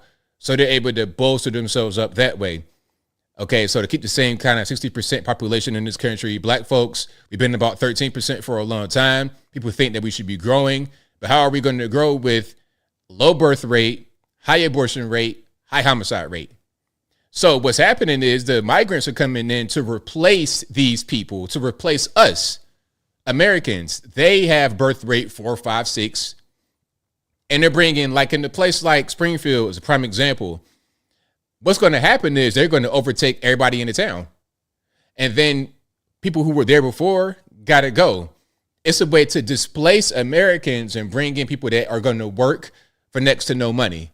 So and really, it's not about all Americans. It's about those who they consider to be the lower class.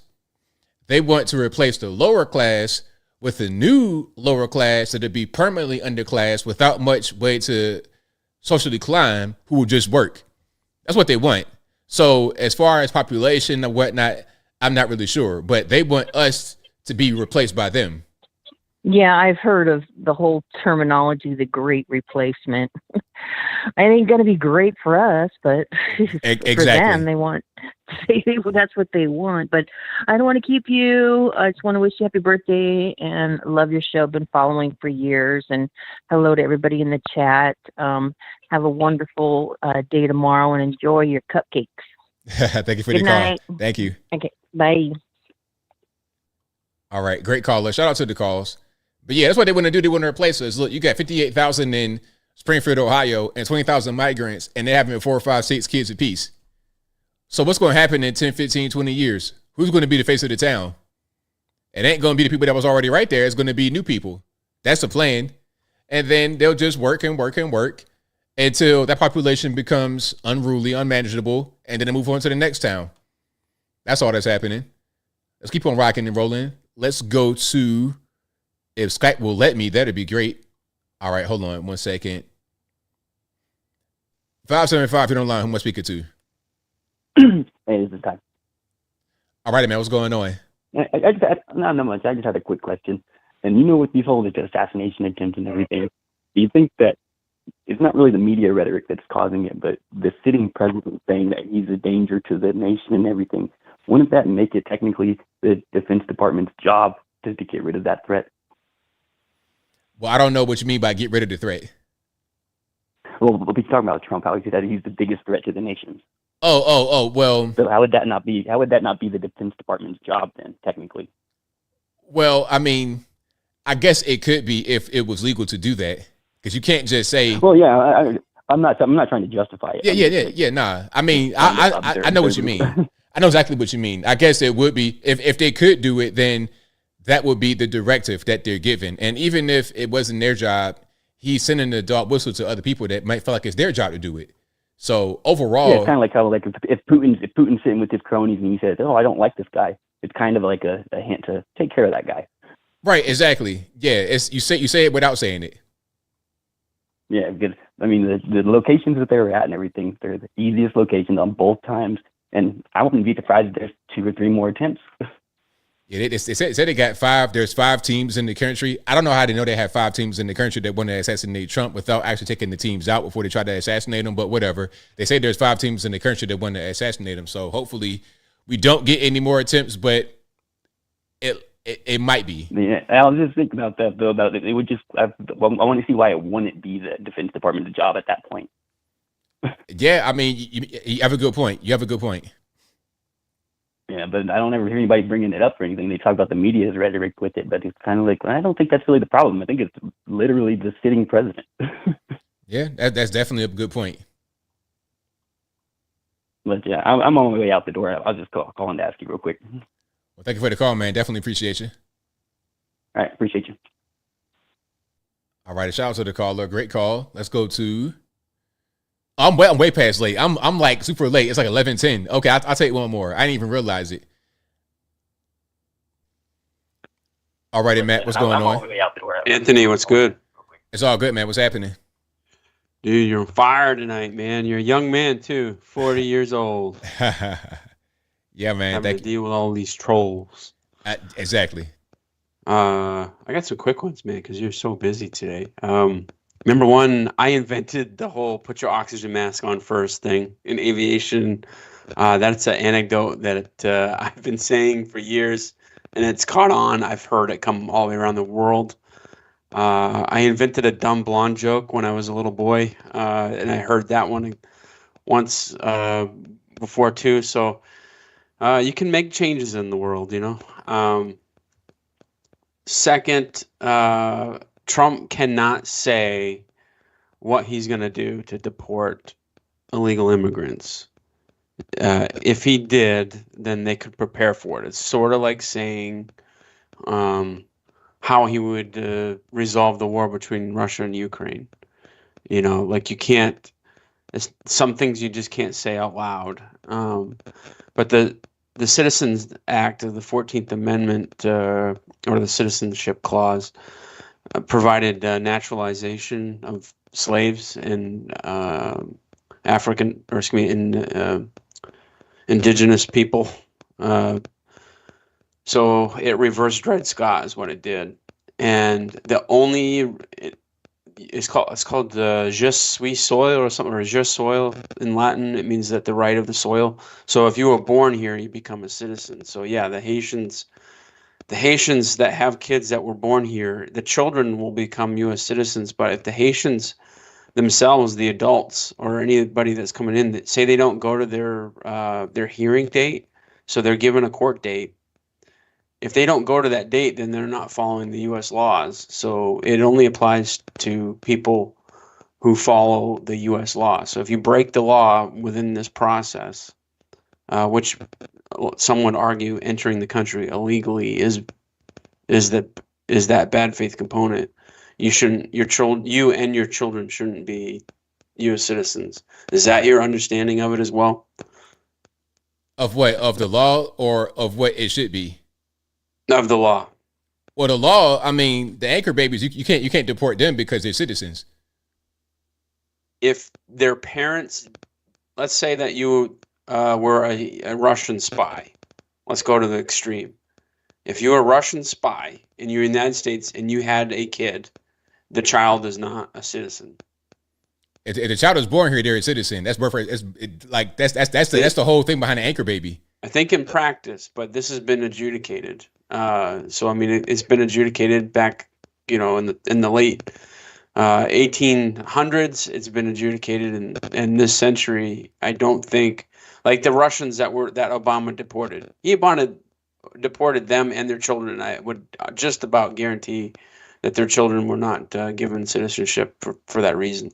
It doesn't count for ambassadors. It doesn't count for people who are born on U.S. ships. There's a bunch of things, but I think the law has all the provisions in it as well. Then the law also has times of war. So like Trump might try to do something like where if by calling it an invasion and saying that it's foreign actors are emptying their jails and sending their prisoners here as a way to destabilize us and present like some sort of economic or military threat, you can say, well, everybody that's under that, because that is an act of war, it's an invasion, then anybody that invaded us, your kids are not U.S. citizens. And that's how they could do that. So that's my theory. But if he can't say what I said, or even or anything tantamount to what I said without, causing riots, I mean, that's just a fact. The last thing I'll leave you with is, did you hear that the House Oversight Committee released the January 6th transcripts? No, I didn't.